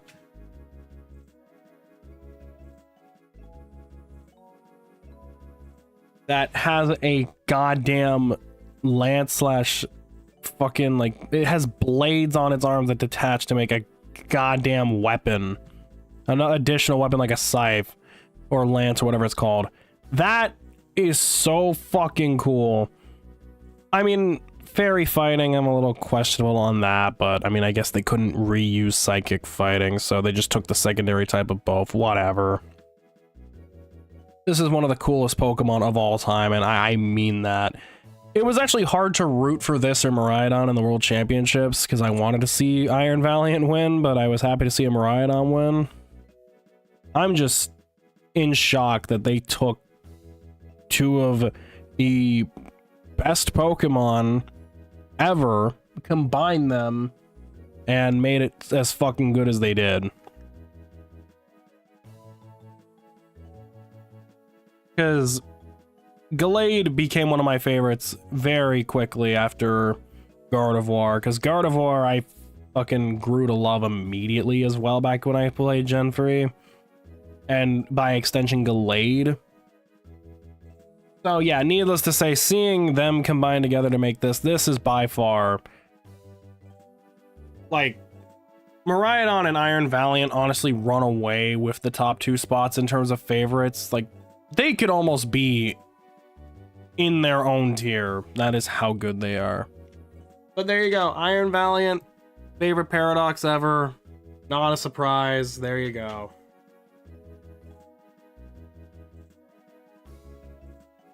Oh god, didn't I do this before?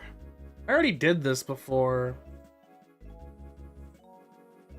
Yeah, I'm not gonna do this one again. Honestly, I don't really want to do another tier list right now because I am definitely feeling fatigued and tired. So, I'm actually gonna probably go through the process of wrapping it up. You know what? It's that I did, but it was so long ago that you probably don't remember, or maybe you weren't even there for it. So I'll probably revisit that one later.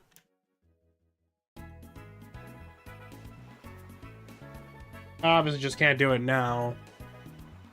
I mean, I could, but I'm too tired.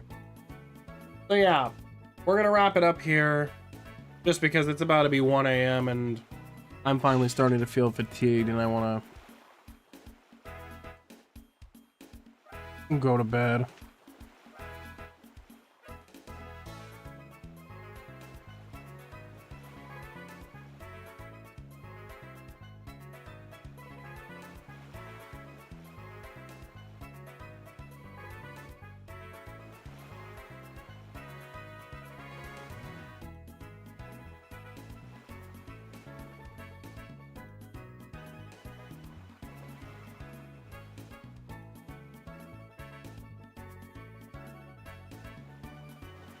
But yeah.